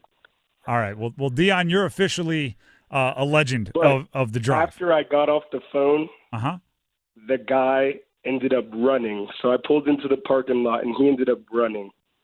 Oh, give us the full deal. Yeah, how did this? Give us step by step, play by play. All right, so I said, gotta go to you, and then I got off the phone and pulled into the parking lot. He followed me into the parking lot, so I thought everything was fine. As soon as I turned off my car and opened my door, he floored it through the parking lot and left. So then I followed him, and eventually he pulled over. But I wouldn't advise doing that because once I followed him and he did pull over, I got kind of scared. Yeah. But my dad came. My dad ended up letting him go, and then me and my dad were just standing there talking about it for like 5 or 6 minutes, and we were wondering why that guy didn't also go and leave. And so he sat in his car for like 5 or 6 minutes and then comes back out and is like, "Hey, I hate to ask, but could I please get a jump start?" His car died? His car died after he ran away from me. Okay, I'm laughing at that guy. Yeah. That guy deserves it. What a goober. But my dad jumped him and my dad let him go. Well, you and your dad sound like upstanding individuals here. Well, me personally, I'm the one that chased him, so I wasn't so forgiving. But I don't make the decisions. Hey, you know what? For the most part, it sounds like it went bad, but for as bad as it went kind of well, right? Nobody's injured. The car's still drivable. You and your dad, obviously. Yeah, it was honestly pretty cool. Y'all posted me on your Instagram, and all my friends saw it. Yeah, I mean, absolutely. It was something that hopefully we don't deal with ever again, right? You never want people to get into an accident. But once it happened, it was kind of a once-in-a-lifetime thing there. So, Dion, True. like I said, you are officially a legend of the drive for finishing your first goal scorer prediction after getting rear-ended, then chasing down the rear-ender, then giving the rear-ender a jump out of the goodness of your heart. You are officially a drive legend. Not to mention the Canes are 3-0 since then. Let's go. Not to mention the Canes are 3-0 since then. And if your car ever does get in trouble, you could always catch the bus. Or Jarvis can get me a Tesla. Hey, there you go. There you go. He's making a good amount of money, and it's under long-term contract. So way to go, Dion. Appreciate it. Good luck. Hopefully it's a safer for you out there on the roads. But thank you for checking in and giving us the details. Yes, sir. Thank you for calling. That is Dion from Raleigh. Dion's a better person than me because I would have been like, no, you could sit there, clown, with your busted up car. Zero chance. 0.0% chance. If somebody rear ends me, runs. Yeah, I track them down. I then let them off and say it's the damage it's small enough. Don't worry about it. I'm not giving them a jump. No, you're not. You're sitting there. I'm gonna point and laugh. I might go, yeah, I'll give you a jump. Unhook some stuff in his under the hood that I don't understand how it works. Get in my car and leave. Man, like you call a tow truck. Dion, call a friend. You probably don't have any because you're a loser. Clearly, Dion running is from hit and runs. Gentleman of a different breed.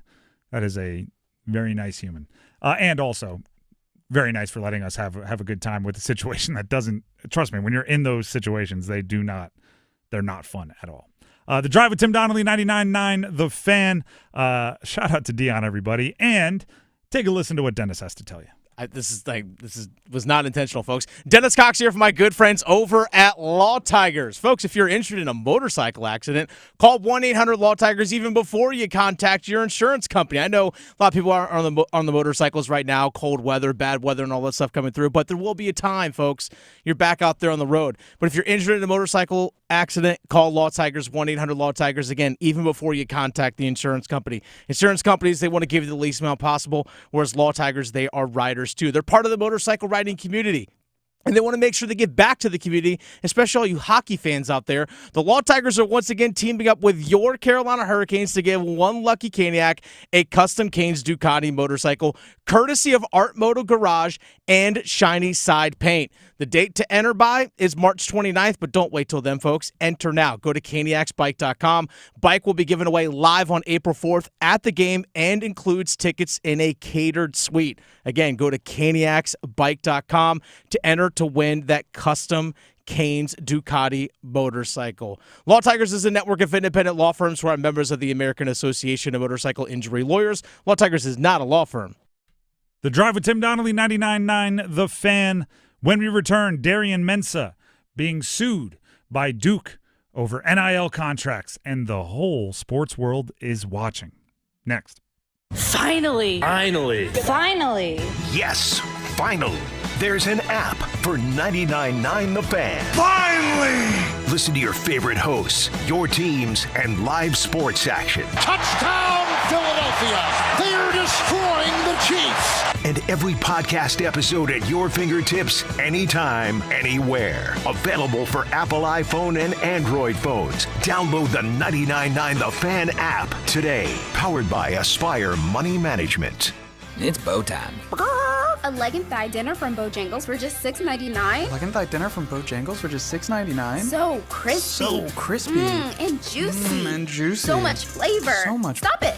What are you doing? What? You expect me to get this delicious deal and not say anything? You're unbelievable. You're unbelievable. With a boldly seasoned leg and thigh, choice of fixin', a biscuit, and legendary iced tea, it's a deal so good it's worth repeating. So eat and repeat while it lasts. It's bow time. There's no time like bow time, and there's no time like now to stop what you're doing and join with the K-Yow Cancer Fund in the fight against all cancers affecting women.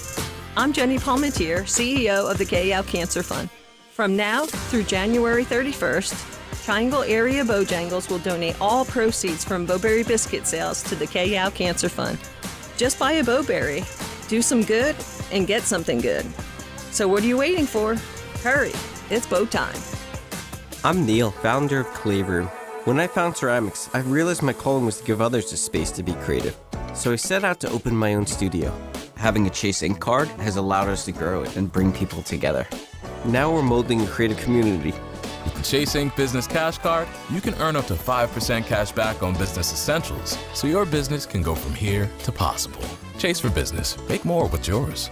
Real business owner compensated for their participation. Cards issued by J.P. Morgan Chase Bank, N.A. member FDIC, subject to credit approval. Terms apply. This is a special alert to all Americans who own a vehicle with less than 200,000 miles with an auto warranty about to expire or with no warranty coverage at all. Due to a decline in the economy, CarShield is announcing a low-cost month-to-month vehicle protection plan that is now available to the public to save any driver out-of-pocket expenses on future auto repairs. Call now to find out how you can pay almost nothing for covered auto repairs. Yes, you heard that correctly. Pay almost nothing for covered auto repairs. An open phone line has been established for all drivers to call for a free quick quote. Call 800-292-4541 now. Drivers who are covered will not have to pay for covered repairs again. This protection plan is at an all-time low. Additionally, drivers who activate this vehicle protection today will also receive free roadside assistance, free towing, and car rental options at no additional cost. Call us for your free quick quote today. 800-292-4541. That's 800-292-4541. What do you have to lose? Call 800-292-4541. Again, 800-292-4541. Here's Mensah, the snap, rolls to the right, fires, Higgins, he'll take it in, and Duke has the lead, 46-45 with 40 seconds to go. The Drive with Tim Donnelly, 99.9 The Fan. It feels like the for reasons other than sports, there's been a lot of like all eyes in the sports world on the Triangle in the last couple of seasons, last couple of years, right? For yes, occasionally because of things they've done on the field or things they've done when it comes to scoreboards, they've drawn some attention, but for a lot of reasons away from the sport. Right? Even something as simple as a quarterback for NC State who is starting, electing to basically bench himself to preserve a red shirt and hit the transfer portal. That was 2-3 seasons ago, whenever it happened, absolutely outlandish to even think of, but it happened here. And now you see those kind of decisions a bunch. Right? Guys prioritizing their eligibility and their additional years and their transfer portal above their team. Then there was obviously the Bill Belichick situation, right? All eyes on Belichick. Now, all eyes in the college sports world will be focused in on Duke and Duke football suing their starting quarterback from this past year, Darian Mensah, who put his name in the transfer portal at the last possible second, right? Just a couple of hours, handful of hours before the portal closed, Darian Mensah put his name into the transfer portal, and now Duke is saying no. They are suing to make him return to Duke, okay? Sportico had it first, at least that's the first place I saw it. Duke essentially believes that the school and the player engaged in a contract back in July that agreed to pay him a series of substantial payments in exchange for the exclusive rights to Mensah's NIL with respect to higher education and football. Duke says Mensah transferring would constitute him acting as if his obligations to the university do not exist. Now, there are plenty of lawyers out there that are presenting all of the different possible defenses for Darian Mensah, which will, in court defeat Duke and allow him to continue with his transfer, likely to the University of Miami, likely where he will get paid bananas amount of money and be the starting quarterback next year for the Hurricanes. But I can tell you this, regardless of what the Twitter attorneys say, every single team in the country is rooting for Duke. They want to establish precedent. They want to make it legal. They want to have it enforced that multi-year contracts can be a thing. Because if Mensah wins, and by the way, I think, again, based on what I'm reading, the odds are in his favor. If Mensah wins and he can transfer out of Duke to Miami and receive all the money kind of scot-free, what it does is it absolutely solidifies that teams cannot plan anything beyond the absolute right now. Like, if I were a team, I would almost withhold from posting the so-and-so is back graphics when they agreed to stick around for another year, because if they change their mind 20 minutes into the future, they're gone. If they hear a little birdie tells them that there's more money in the portal, that another team wants them, it's tampering, but that hasn't been enforced at all. So then if they hit the portal, there's nothing you can do. And you start to get into really confusing conversations about, is it a right-to-work state? Are non-competes legal? Can they be enforced? All of these things, because they refuse to name their players as employees. They refuse. And I actually, I've talked about this conspiracy theory a few times. I wonder if the NCAA isn't intentionally letting this get so ugly and so messy and so gross and so unsustainable intentionally, so the federal government has to step in and start making federal rules that must be followed. Because right now, like this, and I'm not disrespecting Darian Mensah as a dude, right? I know that Duke fans are pretty hurt, and you committed back and you made a faux the decision video saying you were coming back to Duke and all this, and now you're doubling back on your word, and I hear you. And there's probably a bit more honor in, doing it at the beginning of the transfer portal and giving the team time to recover and all of that.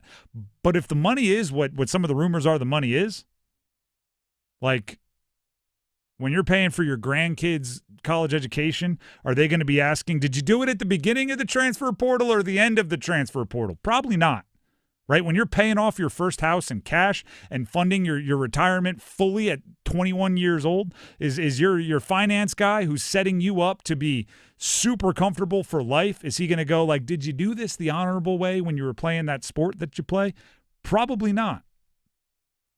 It's the system that's the issue. It's the fact that the NCAA let it get to this point, that they fought paying players for so long that now that they're getting paid, they have no control over any of it.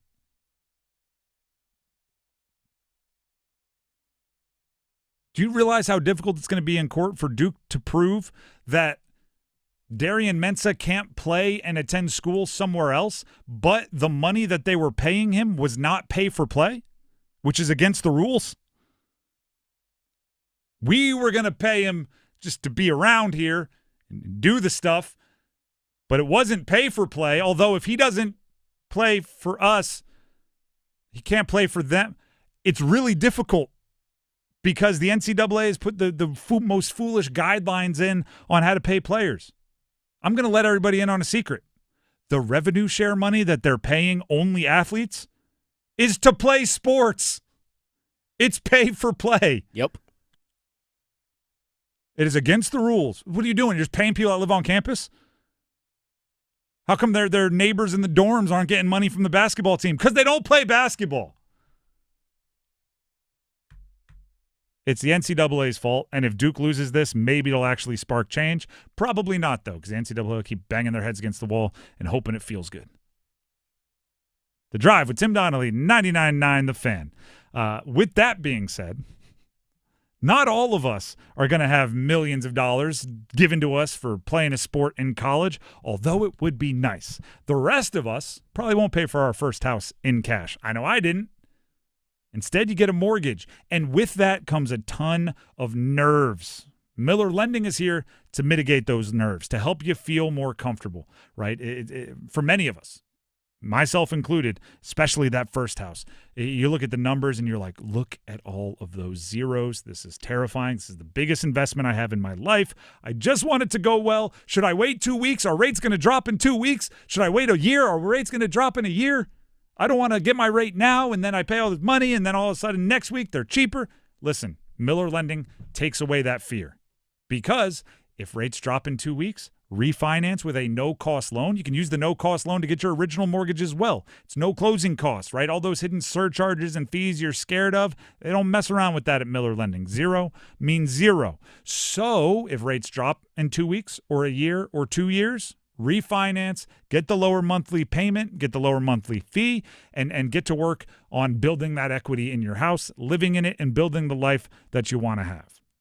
Obviously, we all wish we could hit kind of the genetic lottery and go play sports and get millions of dollars in college and come right out and pay for cash a giant mansion.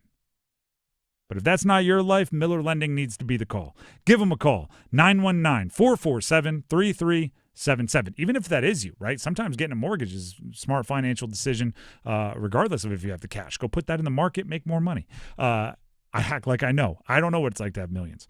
But I do know you should call Miller Lending and they can help you out. 919-447-3377. That's 919-447-3377. Or visit them online at millerlending.com. Easy to remember, millerlending.com. Miller Lending is an equal housing lender, and MLS number 250-2146. When we come back, the starting five, including the incredible Indiana Hoosiers. Stick around. Move your sports day forward. The goal for the Carolina Hurricanes in the remaining games before the Olympic break, simple. Replenish those reverse Uno cards. The tilting the ice and playing catch-up from allowing early goals or silly penalties needs to stop in the third period.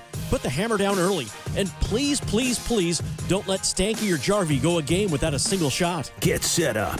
Join Next Up with Paul Ihander. Mornings at 9 on 99.9 The Fan, the Triangle Sports Leader. It's the playoffs, and honestly, your living room isn't ready for this. Your couch doesn't have award-winning wings, your fridge doesn't have 30 beers on tap, and your TV, oh, it's outnumbered. Carolina Ale House has wall-to-wall TVs, we've got homemade favorites, ice-cold beer, and enough screens to catch every game at once. So grab your crew, bring your appetite, and yell at the TV like a professional. Don't fumble your game day plans. Watch the playoffs at Carolina Ale House, where great sports deserve great food. Ale, yeah. Experience the heat with a hot spring hot tub or Tilo sauna from Atlantic Spas and Billiards. Too much inventory means big savings and a big selection from the largest hot tub and sauna store in the Triangle. Our newly remodeled showroom at 8721 Glenwood Avenue celebrates our 39th year with indoor and outdoor saunas, hot tubs, and outdoor gaming. Our billiard side is stocked full of pool tables, foosball, darts, table tennis, and more. Come in now for the largest savings and availability. Atlantic Spas and Billiards, 8721 Glenwood Avenue, Raleigh. Hey, folks, Dennis Cox here from my good friends over at Raleigh Weight Loss Center. We're already halfway through the month of January, beyond the midway point, and so many people out there when it comes to the weight loss journey, let's be honest, you've already gone off the rails with it, but that's okay. You have to get onto a plan, and that's exactly what Raleigh Weight Loss Center is there to do. Give you a plan to follow. There's no shots, no injections, no steroids, none of the side effects, just a simple path for you to reset your metabolism. That way your body can do the natural thing, which is lose weight. I've lost over 40 pounds thanks to the program over at Raleigh Weight Loss Center. Again, over 40 pounds, 15% of my body weight gone. And Raleigh Weight Loss Center is there for the new year and the new you. Give them a call, 919-897-7506, or visit RaleighWeightLossCenter.com. Set up a free 15-minute phone consultation. See if the program is the right thing for you. 919-897-7506, RaleighWeightLossCenter.com. Results may vary. This hour of the Triangle Sports Leader is powered by Ritchie Law Firm, injury lawyers.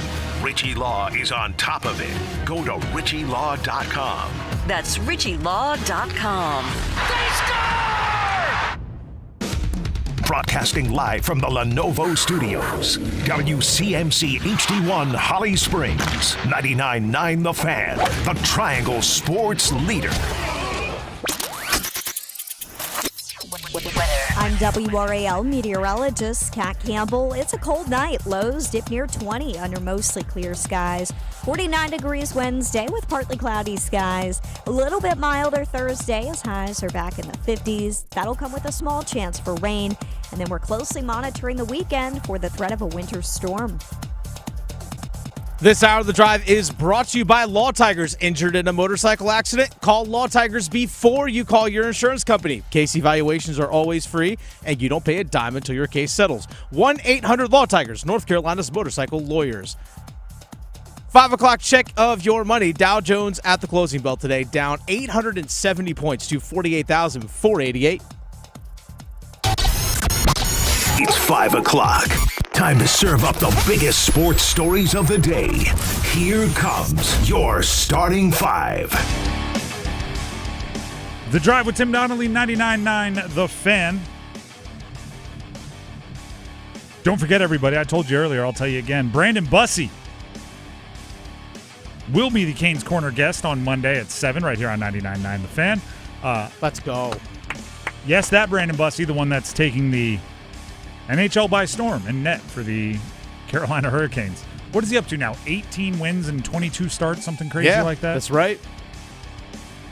I mean, that's insane.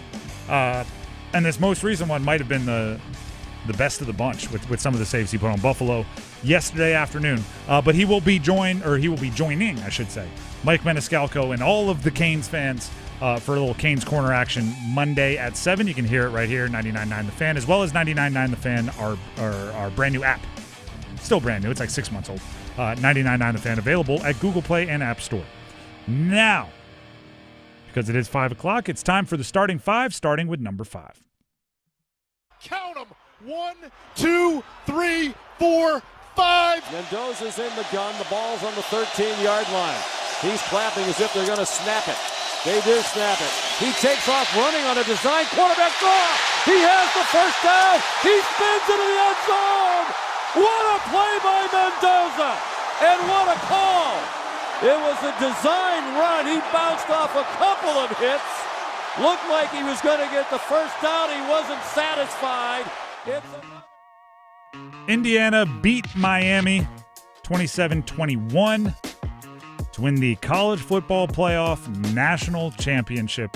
The Indiana Hoosiers, in a word that I never thought I'd say, are the kings of the college football universe. Shout out to Miami. They played well. They kept it close. I will say this, though. Starting with the rivalry between Miami and Notre Dame for who gets the final CFP spot and who deserves it and everything else, the ACC threw its full weight, put their differences aside to support Miami, even agreeing, as they had done thanks to the bullying from Florida State and Clemson, to not make Miami share with the conference the money that they were receiving for each step of advancement in the CFP. You can keep it all, Miami. And with the ACC behind them, what did they do? What did Miami do? They won game after game after game.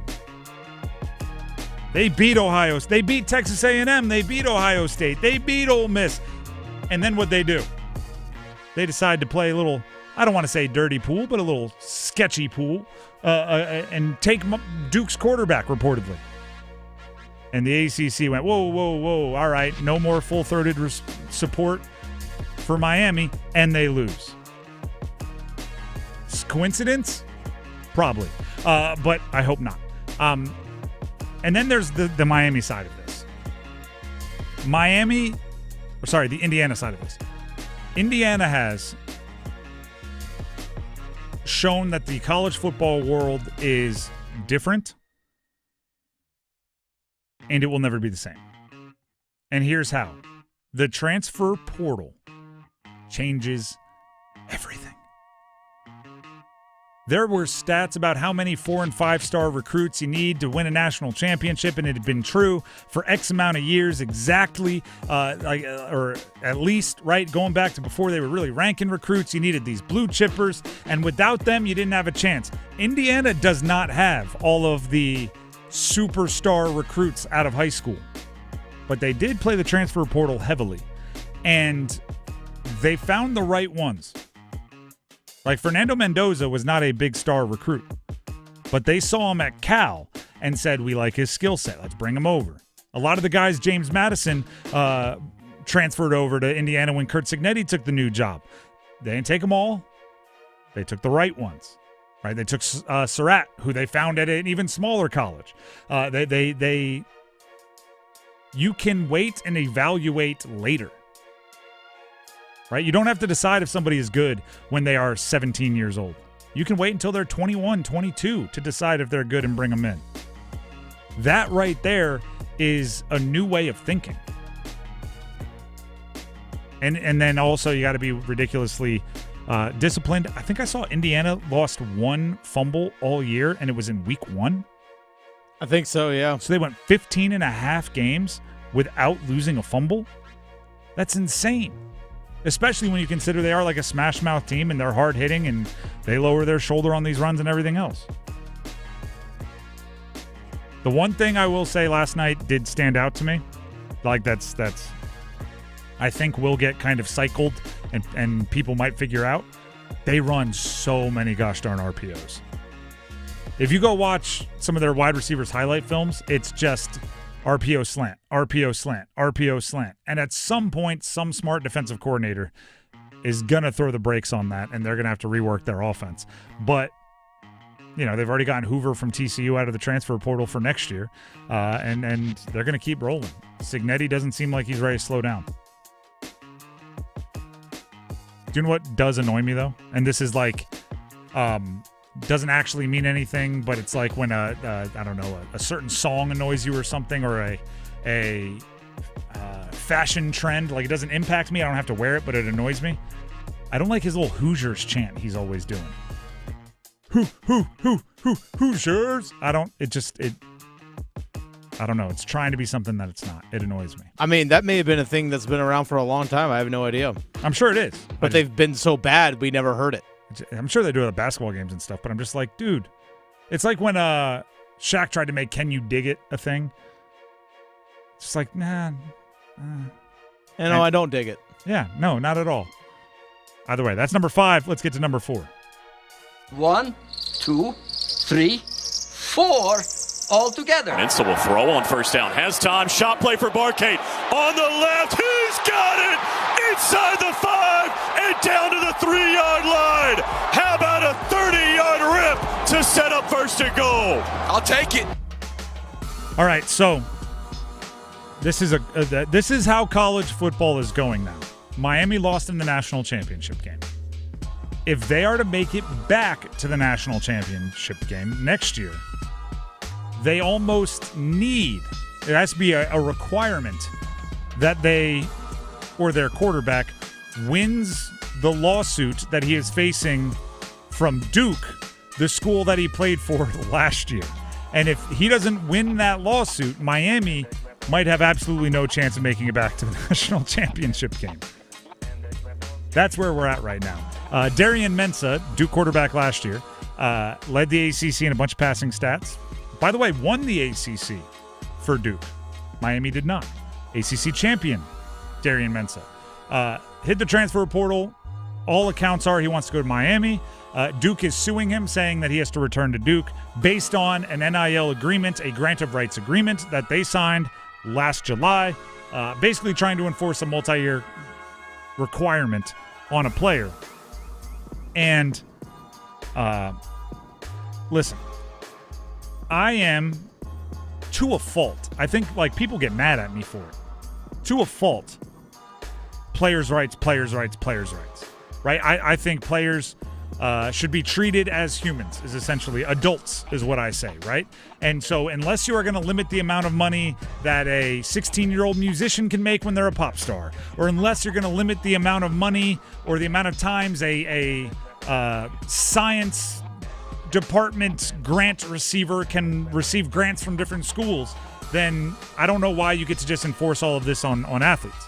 And a lot of times the explanation is, they aren't making the decisions that are best for them. Basically saying like, oh, you think athletes aren't smart enough to make decisions that other people and other industries can. I resent that. With that being said, I also believe that there is an honor or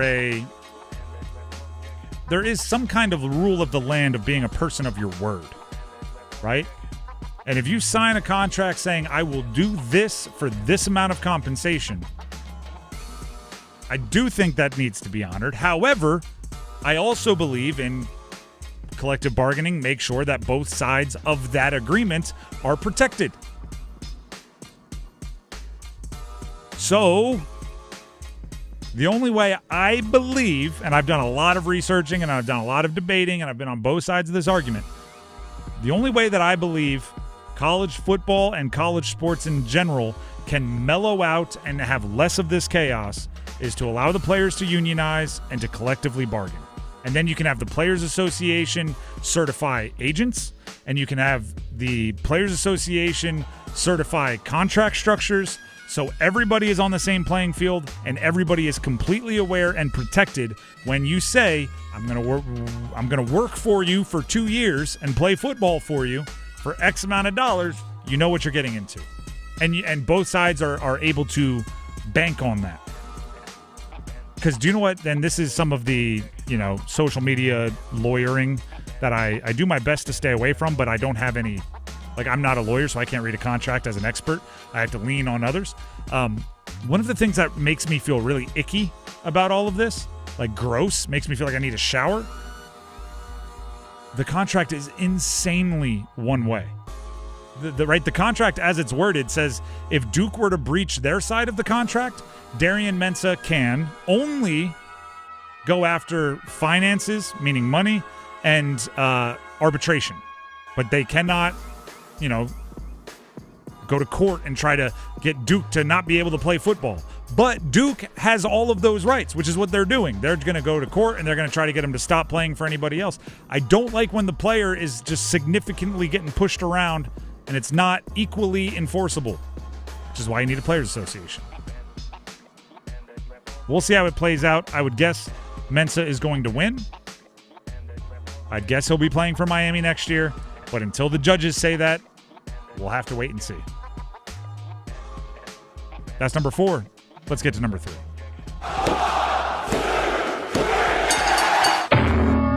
UNC basketball over the weekend played Cal. It was a Saturday game, and Cal won. And UNC is panic button time, everybody. It wasn't that long ago. They were 13-1. 13-1. Their only loss coming against number 11 in the country, Michigan State. Vibes were high. Caleb Wilson was going to be an All-American. Henry Vasar was going to be a first-round pick. And guess what? Those two things both might happen. And still, they've lost 3 of their last 4. And to me, the Cal loss, the most recent one, was the metaphorical, like, real oh no. Right? That is, oh, that could be a coincidence. Oh, that's weird too. Oh no. Like, that's when you know something real happened. The loss to SMU's a good team. You're on the road. You're unfamiliar conference opponent, young team. You lost. Okay. Close win over Wake. All right. Don't love that. Lost to Stanford. I think a lot of people started locating the panic button with the way it played out, with the way Stanford's backcourt was able to run roughshod over everybody trying to play defense on them for UNC. The way they didn't have the response, the way that It was just eye test ugly. So you found the panic button. At Cal on Saturday, you smashed the panic button probably. And you're starting to hear former players talk about effort. You're starting to hear arguments amongst everybody, essentially, that covers UNC for should this person be on the hot seat or should not. And obviously the coach is involved in that. And what it boils down to me is it's been 2 weeks. 2 weeks of down play for UNC, and it doesn't seem like answers are in sight or as if possible answers have been crossed off. Try something new. All right, that didn't work. Cross it off. Try something new. All right, because every wrong answer, you're one step closer to what is the right answer. But it just no progress. There's been a lot of trying. All right, no, go try harder. No, go work harder. Go try harder. How about work smarter, not harder? I'm not saying that every team can't work a little bit harder, right? Every team can't show more effort and dive for more loose balls. But you can't watch, especially the two most recent, the Stanford and the Cal game, and just go, that's an effort thing. It's a scheme thing. It's a defensive communication thing. It's a perimeter offense thing. It's quite a few. Quite a few. They're now under 500 in the ACC. 2-3. And they still got some of their tough games coming up, too. Yeah, I mean, if you look in their next 5 games, they have Virginia, who, by the way, playing great. Ryan Odom looking like a great hire. Mm-hmm. And Duke in their next 5 games. They have maybe the 2 best teams in the ACC. Georgia Tech just knocked off NC State. We'll talk about that in a second. They're on the list. You get Notre Dame and Syracuse as well. But, hey, nothing's to be taken for granted when you're 2-3 in the ACC. I think you're at Syracuse as well. Incorrect. Both Notre Dame and Syracuse are at home. Okay. You're at Virginia. You're at Georgia Tech. It doesn't get easier from here.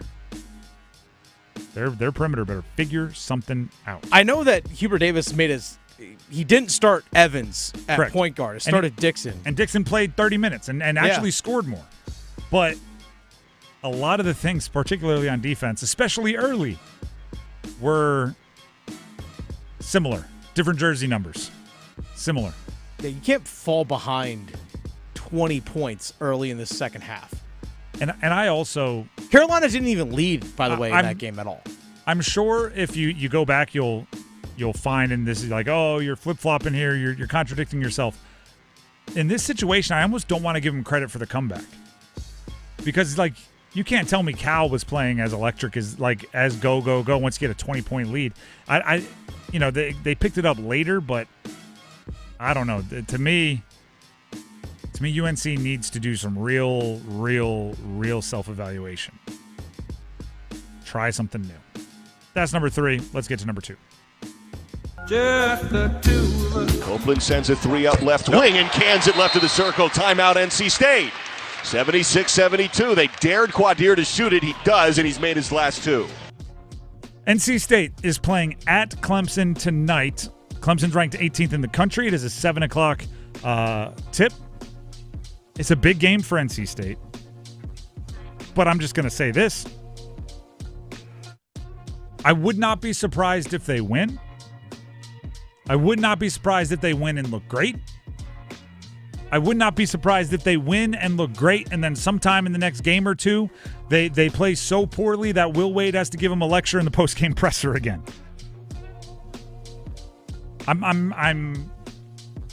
They just lost to Georgia Tech, by the way, on Saturday by 4. Georgia Tech is a team, I think they were 162nd in the net rankings when they beat State, and obviously that'll go up a little bit, but come on, 162nd. That's a bad loss. That's a loss they can't have. And after the win against Florida State, which built off the win against Boston College, felt like they had something figured out, it gives back all of that goodwill. And that's happened a few times this year. Right? They started off hot. They go to Miami and give it all back. And starting off hot might not even be fair. They played nobody. But they looked good. Darian Williams is scoring a bunch. They go to Maui for the Maui Invitational, and then they give it all back. They lose against Auburn hideously, but they scrap and claw, and they have the Asheville game and the Liberty game. Kansas was an appropriate loss, right? Overtime to a top 20 team. Texas Southern, they roll. Ole Miss, they look great. And then the Virginia clunker. 2 games to build back goodwill, and then the Georgia Tech clunker. It's an inconsistency thing with me. I like the Kansas game doesn't kill me, right? You can lose games. Matter of fact, it'd be weird if you didn't, right? You're a first-year coach. You're putting a bunch of stuff together. You're trying to implement some cultures and everything.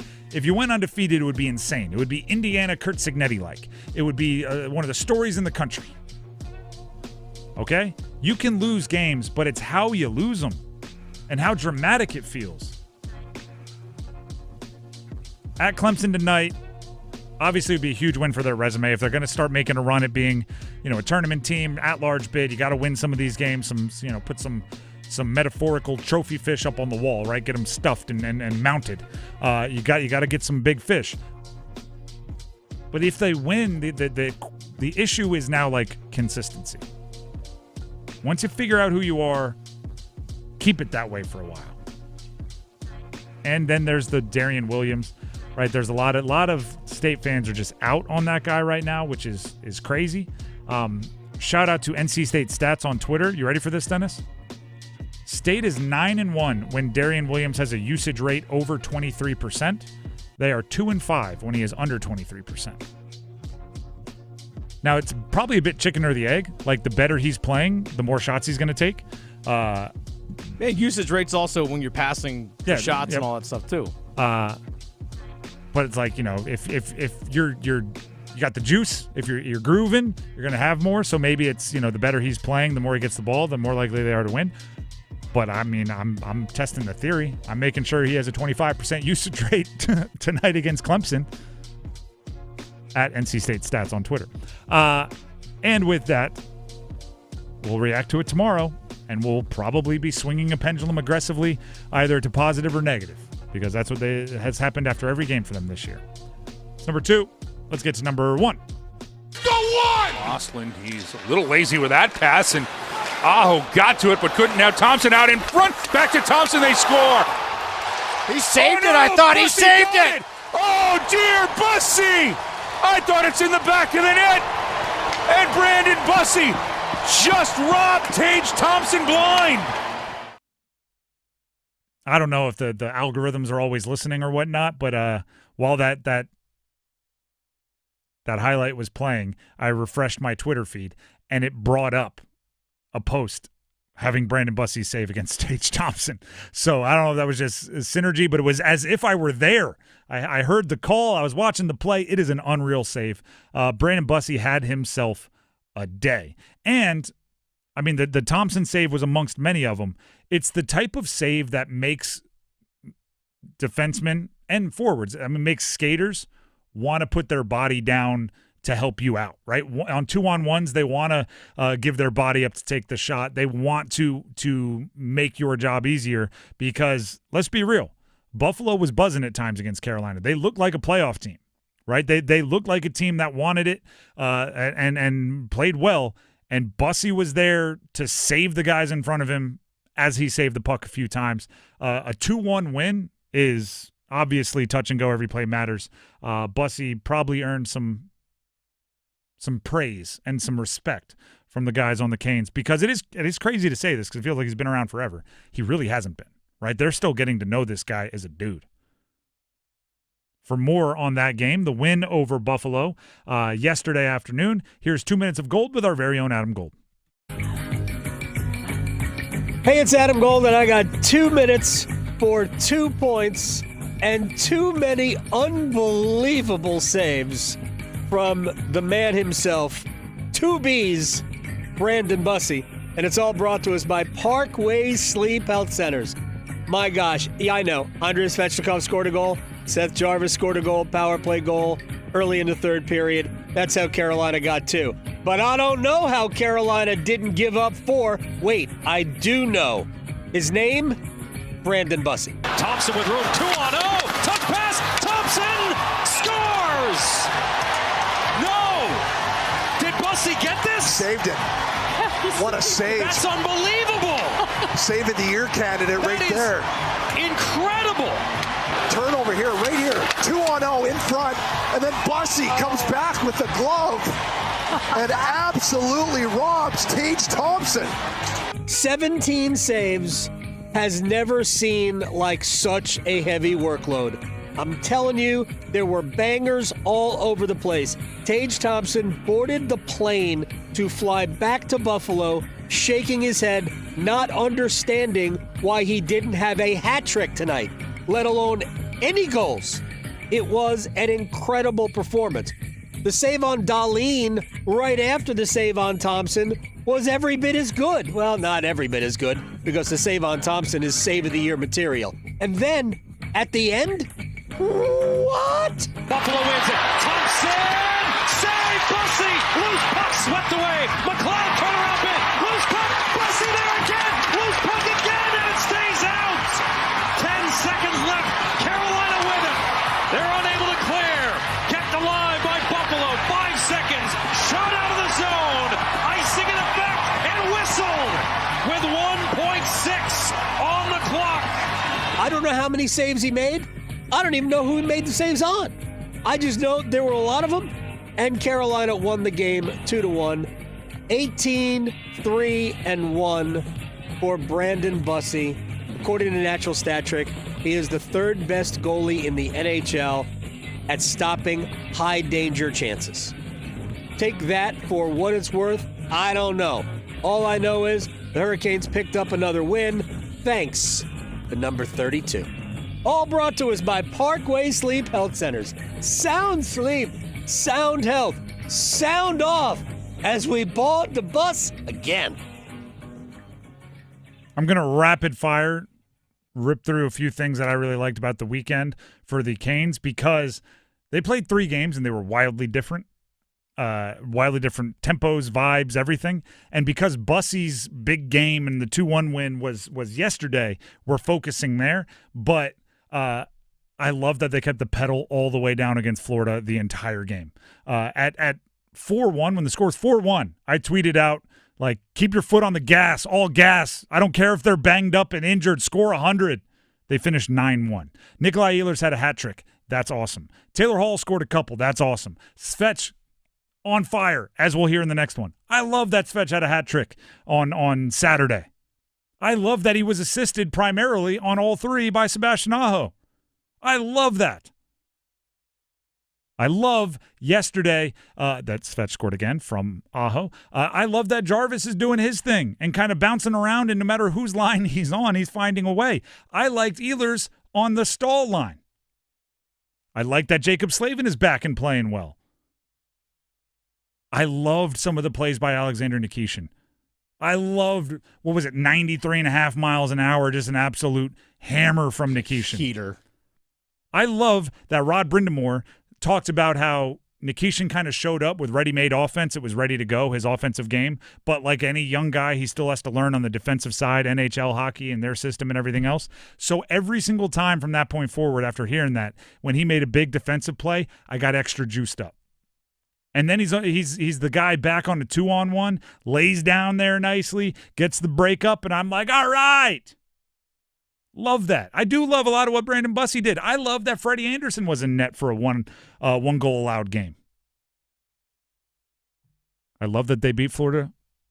And I just love when they beat Florida. I love when they beat New Jersey. I don't love it as much when they beat Buffalo just off the jersey, but hey, I love that they won all 3. The Drive with Tim Donnelly, 99.9 The Fan. I love the numbers game, and we're going to grab contestants in a second for an absolutely awesome prize, by the way. But before we do that, Dennis Cox has something he'd like to tell you. I do. Dennis Cox here real quick for my good friends over at Loan Pronto. Low mortgage rates are back. Listen, Low Pronto has fixed-rate mortgages with APRs as low as 4.89%, lowest in years. Smart homeowners, they're taking advantage of this while they can. If you got stuck in a 6% loan, you can lower your payment big time, or you can keep your primary mortgage intact and get cash out of your equity with Loan Pronto's Rapid Equity Loan. One homeowner just got $250,000 out of their home. They paid off all their credit cards and some car loans and cut their monthly expenses by $2,000. Call now and see what options work best for you. you, but don't miss the big rate drop of 2026. Ask about new home loans, VA loans, full cash-out refis, or their famous Rapid Equity loan. You can close in less than 2 weeks, and you may be able to skip your next 2 house payments altogether. Call 919-381-1760 or visit loanpronto.com for your free instant home appraisal with no hard credit pull. Call 919-381-1760, loanpronto.com. Equal housing lender, NMLS 1661781, APR for well-qualified buyers. Visit NMLSconsumeraccess.org. The Drive with Tim Donnelly, 99.9 The Fan, needs numbers game contestants. Call right now if you want to play the numbers game. 919-860-5326 for your chance to win the numbers game. And today's prize, tickets to see Pitbull with Lil Jon. Yeah! At Coastal Credit Union Music Park on May 19th. What? 919-860-5326 is the number to call. Call in now. Numbers game next. Evan Canty and Michelle are unsportsmanlike. The Buffalo Bills have fired head coach Sean McDermott. Sean McDermott did an awesome job in Buffalo, but not good enough. And we have been saying this all year. Sean McDermott should be the coach of an NFL team next year. It should just not be the Buffalo Bills. They have to get someone to win now. Unsportsmanlike. Mornings from 6 to 9 on 99.9 The Fan, the Triangle Sports Leader. Hi, Greg Talbot with Strategic Tax Resolution. Tax enforcement and defense strategies have changed a lot over the last year. After nearly 5 years, the IRS has restarted automated collections. You could be next for bank levies and wage garnishments. Ignoring the issue is not an option. Call 984-272-2600 to get protected. Do you have unfiled returns or tax debt? We work directly with the IRS and states so you don't have to. Let us use our proven strategies and experience with the IRS and state to resolve your tax issue. Qualified clients have cut their tax debt by more than 90%. How would that feel? Act now to learn the latest updates to tax relief programs. Your eligibility may not be the same. Strategic Tax Resolution. Local, trusted, A+ rated by the BBB. Call 984-272-2600. Ask for me, Greg Talbot. 984-272-2600. You've got a guy on your side. StrategicTaxResolution.com. Get relief. Hello, I'm John Heister for John Heister Chevrolet in Fuquay Arena. And you know, people are asking us, how are you selling so many cars all of a sudden? Well, did you know that the Beltline has opened up the outer loop? We're only 28 minutes from Knightdale. We're only 19 minutes from Clayton and 15 minutes from Apex. We're now the most convenient Chevrolet dealership to reach in the Triangle. It's just one more reason to get off your keister and come to Heister. Now at John Heister Chevrolet, get up to $20,000 off a new 2025 Silverado 1500 RST. See dealer for details. Together, let's drive.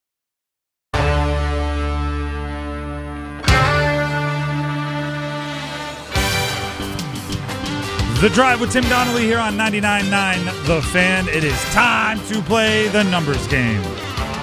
Micah in Morrisville, Dave in Fuquay Arena will battle it out with jersey number trivia to see who wins the numbers game, the glory that comes with winning the numbers game, as well as today's prize, a pair of tickets to see Pitbull, Dale, with Lil Jon at Coastal Credit Union Music Park on May 19th.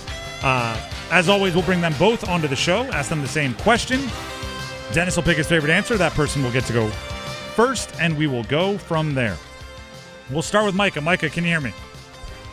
Yep.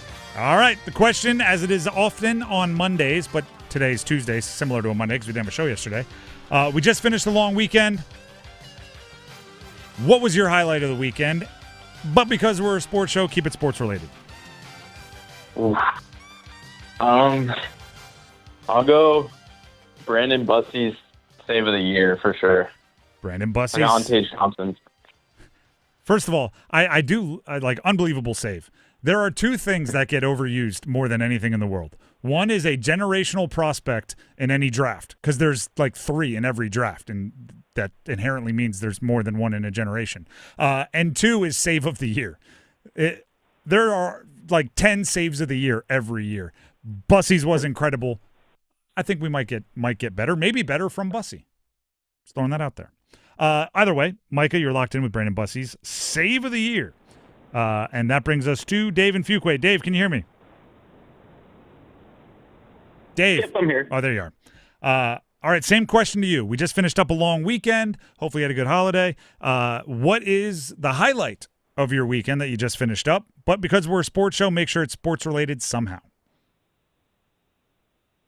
Watching the Bears fall short and lose.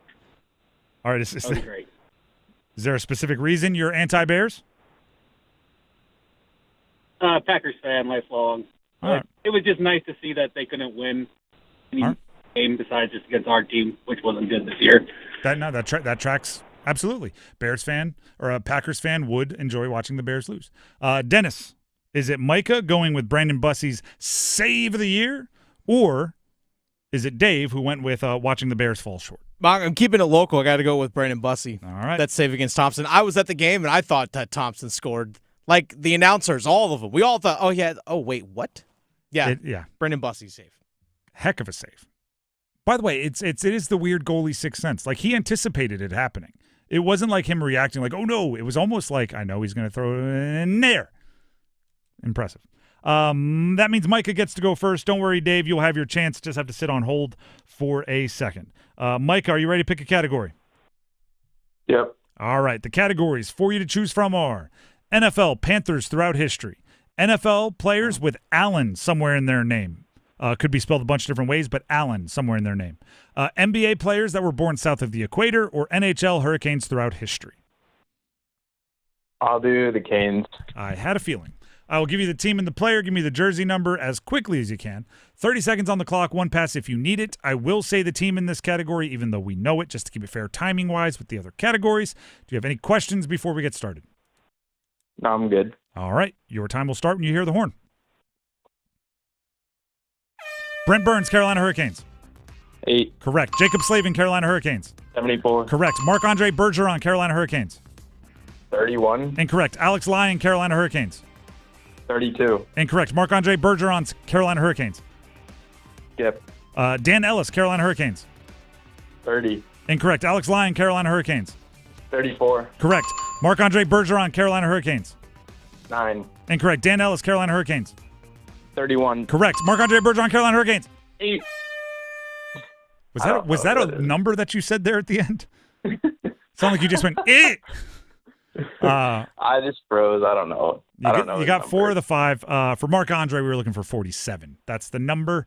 All the others you got, though, you nailed them. Burns, Slavin, Lyon, Ellis. So congratulations on a 4 out of 5. Solid number. We'll see if it holds up. Go ahead and stay in the line. That brings us to Dave and Fuquay Varina. Dave, are you there? Yep, I'm here. All right. Dave, we are, I believe, the longest we've ever been from a perfect score. I think this is the longest drought we've ever had, and you need a perfect score to win. So go ahead and do the unlikely, or at least try your hardest. I'll give. Are you ready to pick a category? Yep. What are the categories? The categories are NFL Panthers throughout history, NFL sounds like Allen or Allen. There's Allen somewhere in their name, or NBA born south of the equator.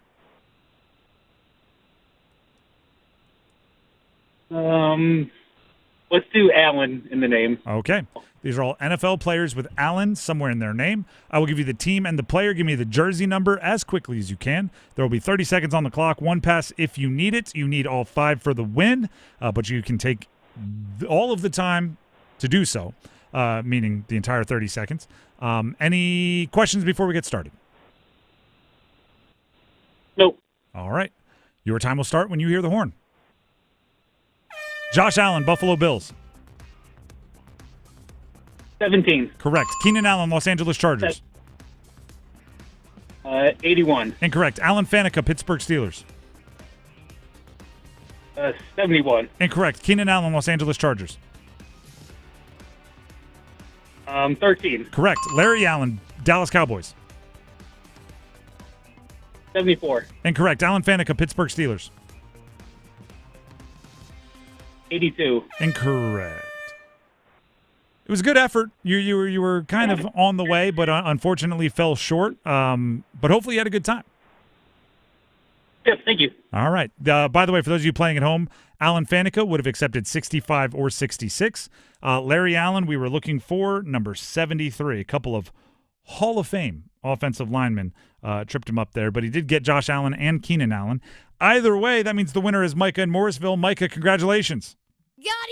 Thank you. Can you give us a good Lil Jon yeah? No, but Pitbull's like my dream concert. So All right, can you give us a good Dale? Dale. Yeah, there we go. Appreciate it, Micah. Stay on the line, and Dennis will make sure you get your prize. What? Yeah. Now, are you doing Little John, or are you No, impersonating Dave Chappelle impersonating Little John? 100% Dave Chappelle impersonating Little John. It's the same, like certain people, the impression is just so good that it becomes the way you think of the person. It's just, it's what is it? Dana Carvey back in the day doing the first President Bush, right? Nagande. That became Bush. That's how everybody impersonated Bush. I do want to give just a quick Alan Faneca story. Alan Faneca, when I was living in Virginia Beach, also, he was a high school coach there. His kids went to school around there, was living in Virginia Beach. I think his wife was from there. This is how much of a sports nerd I am. Faneca, by the way, dropped a bunch of weight, not the 320-pounder or whatever he was when he was a Hall of Fame offensive lineman.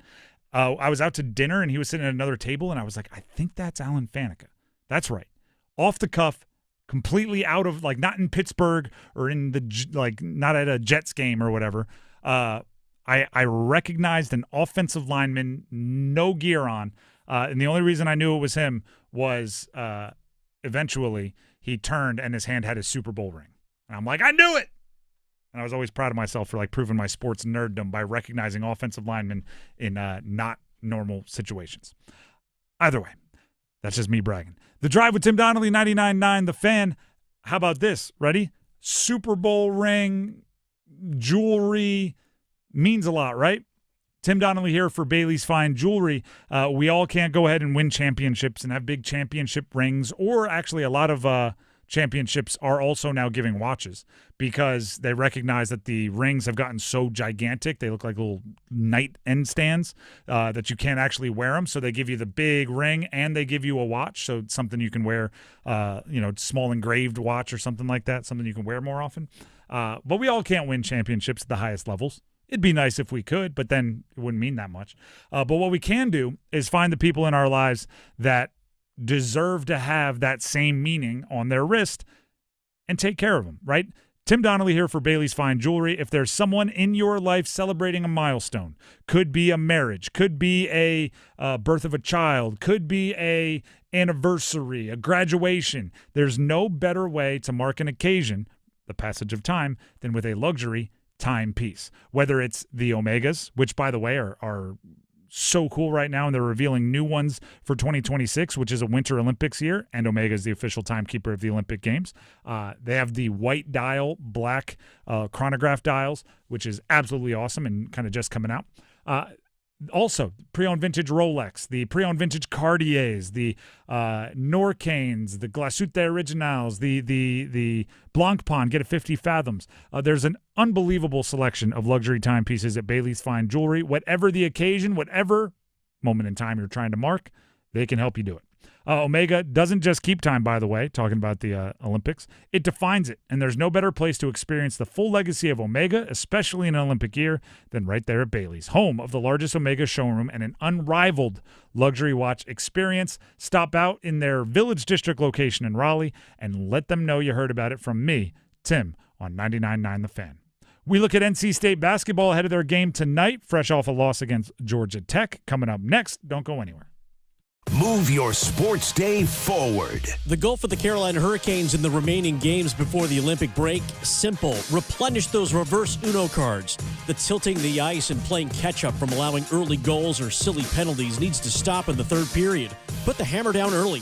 And please, please, please don't let Stanky or Jarvie go a game without a single shot. Get set up. Join Next Up with Paul Ihander. Mornings at 9 on 99.9 The Fan, the Triangle Sports Leader. This is the sound of Claire, cooking dinner at home. And that's the sound of a fraud alert from Wells Fargo, flagging a charge for a pricey restaurant in Paris. Considering Claire isn't in Paris right now, That seemed odd to the bank and to Claire. 2 taps later, Claire says nope to the charge, and Wells Fargo is on the case. However you make money work, Wells Fargo can work with that. Wells Fargo Bank, N.A., member FDIC. Pondering prizes with Cash Pop? Why pick just one pop when you can pick as many pops as you please? Up to 15. Picture this. You pick your pop, perhaps a powerful 7. Now pick more pops like a proud 9, a pristine 15, a perfect 10. Each pop propagates more potential to pack your pockets with prizes up to $2,500. So prepare for a peppering of prizes with Cash Pop from the North Carolina Education Lottery. Cash Pop. Play more pops, win more prizes. Must be 18 to play. See Cash Pop prize and odds charts at nclottery.com. Problem gambling helpline 877-718-5543. Italian subs for your finance team in Chicago. Easy Cater. Burritos for your call center crew in Plano. Easy Cater. Bagels for your sales reps meeting clients in Charlotte. Easy Cater. Hot chicken sandwiches for your third shift warehouse workers in Memphis. Easy Cater. Your teams may be spread out across the country, but you've got one platform to feed them all, whenever and wherever they work, with food they love from favorite restaurants. Easy Cater. Food for the workplace, all in one place. Order now at easycater.com. This hour of The Drive is brought to you by Law Tigers. Injured in a motorcycle accident? Call 1-800-LAW-TIGERS before you call your insurance company. Case evaluations are always free, and you don't pay a dime until your case settles. 1-800-LAW-TIGERS, North Carolina's motorcycle lawyers.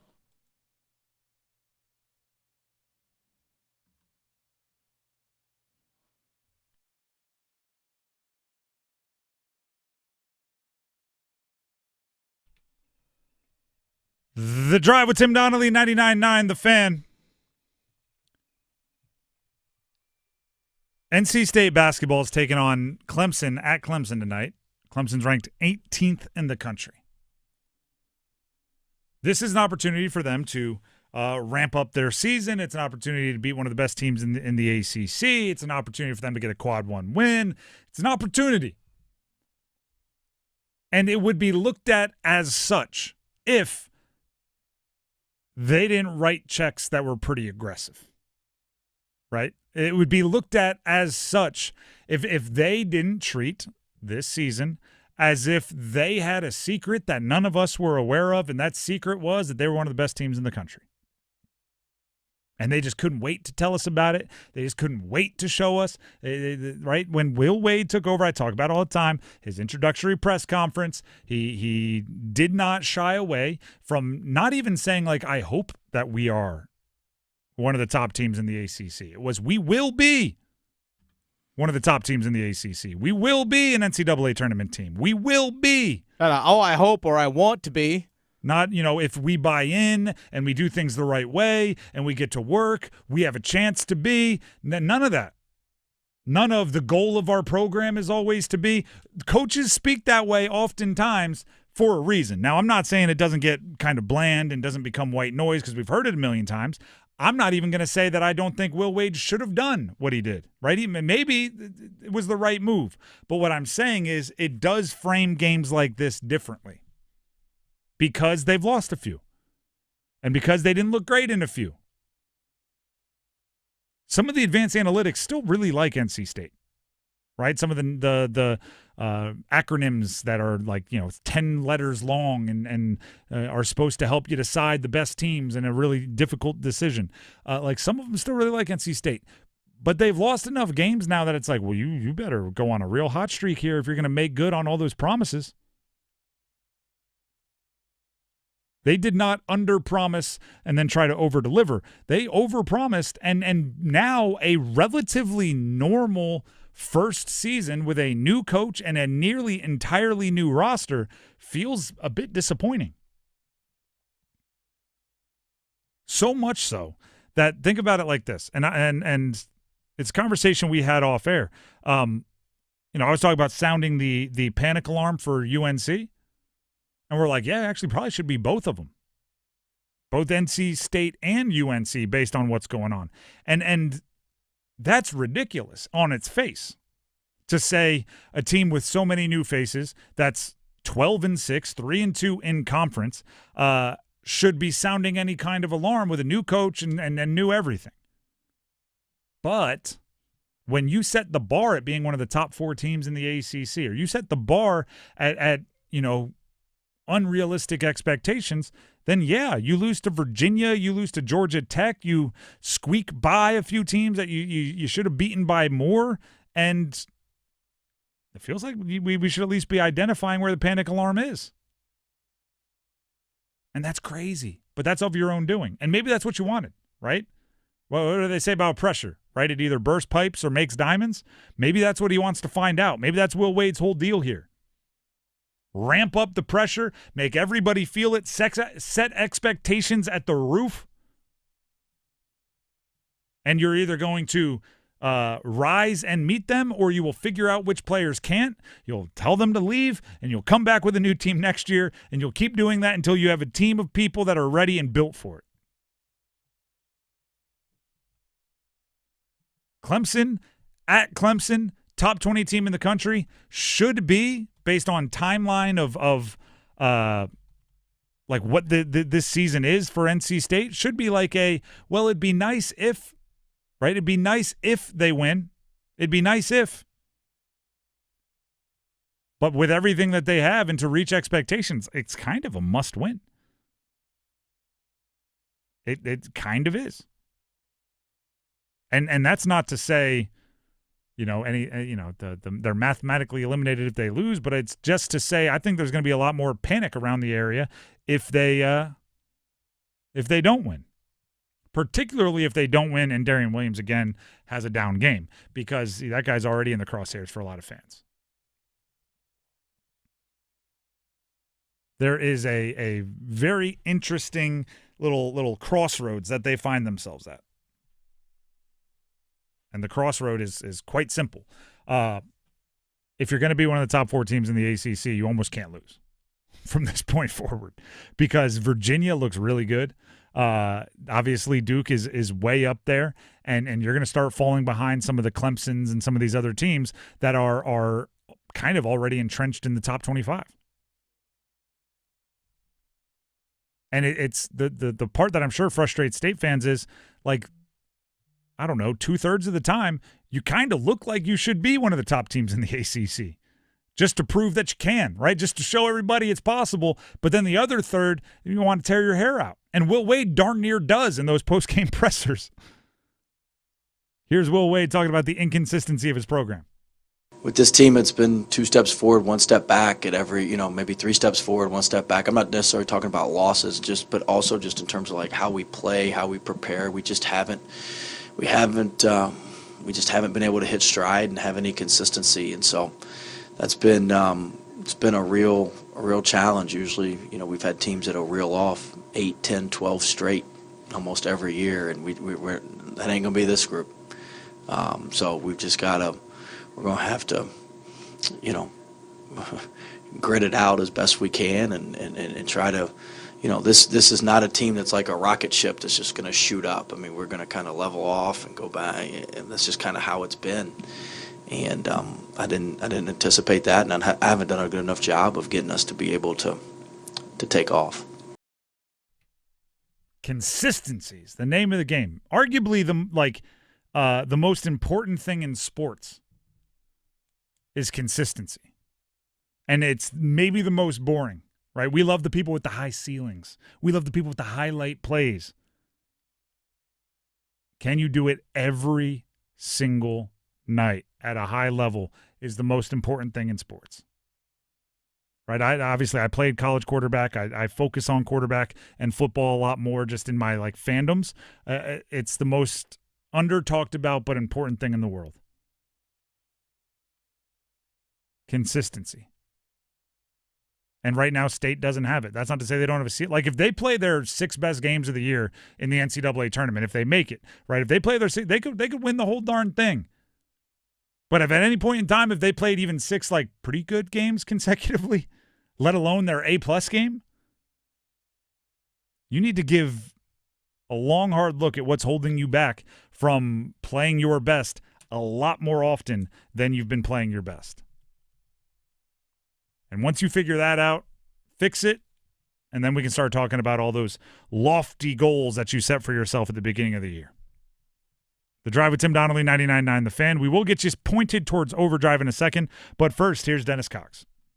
Hey, folks, Dennis Cox here real quick from my good friends over at Raleigh Weight Loss Center. I know you've heard me talk about the weight loss journey I've been on with Raleigh Weight Loss Center. I started that back at the end of the summer. I've lost over 40 pounds, but most importantly, I've maintained all the weight that I've lost. That's the whole point of the goal or whole point of the program at Raleigh Weight Loss Center. It's not just to lose weight, it's to maintain the weight that you've lost. So many of these diets that I know a lot of people fall in love with at the start of the new year, they call them yo-yo diets because you'll drop some weight, then you'll put it back on, you'll drop some weight, you'll put it back on, and there's no actual progress. I've not only, again, lost the weight, but I've also maintained the weight that I've lost as well. No shots or injections, no steroids, none of the sick side effects, none of those kinds of things. You're not juicing up, no HGH, just resetting your body's metabolism. That way your body can do the natural thing, which is burn off weight, burn off fat.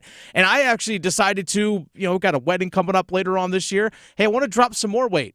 So I got right back on the plan with Raleigh Weight Loss Center, and in 10 days, I've already lost 3 more pounds. In 10 days, I've already lost 3 more pounds sticking with the program at Raleigh Weight Loss Center. Give them a call, 919-897-7506, or visit RaleighWeightLossCenter.com. Set up a free 15-minute phone call. If you have questions, you got concerns, bring that all to the table. Get those questions answered. 919-897-7506 or RaleighWeightLossCenter.com. Set up that free 15-minute phone consultation. That way you can move forward with confidence. Results may vary. The Drive with Tim Donnelly here on 99.9 The Fan. As I mentioned, we'll point you towards overdrive, where we're going to start off with a deeper conversation about one of the teams I referenced earlier. UNC basketball lost 2 on their West Coast swing. That's right, there's an ACC West Coast swing now. They lost to Stanford. They lost to Cal. Panic button time. That's coming up next.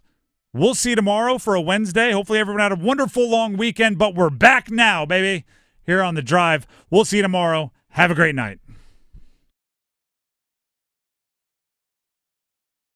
Hi, I'm Kamiko, the founder of Miko's Hot Chicken. When we started our family restaurant, we were also raising a family. But let me tell you, it wasn't easy. Our Chase Inc. card was there to reward us on all of our business needs. Now we have a thriving location, and we're hungry for more. With the Chase Inc. Business Unlimited card, you can earn unlimited 1.5% cash back on every purchase, so your business can go from here to possible. Chase for business. Make more with yours. Real business owners compensated for their participation. Cards issued by JPMorgan Chase Bank and a member FDIC. Subject to credit approval. Terms apply. What's this? We're expanding the North Carolina Education Lottery Winners Club. That's a pretty big wrecking ball. Well, with all these new scratch-offs, this place is going to be packed with new winners. Okay, let's go ahead and knock this wall down. This is where we're putting the polo field. Whoa, patience, Trixie.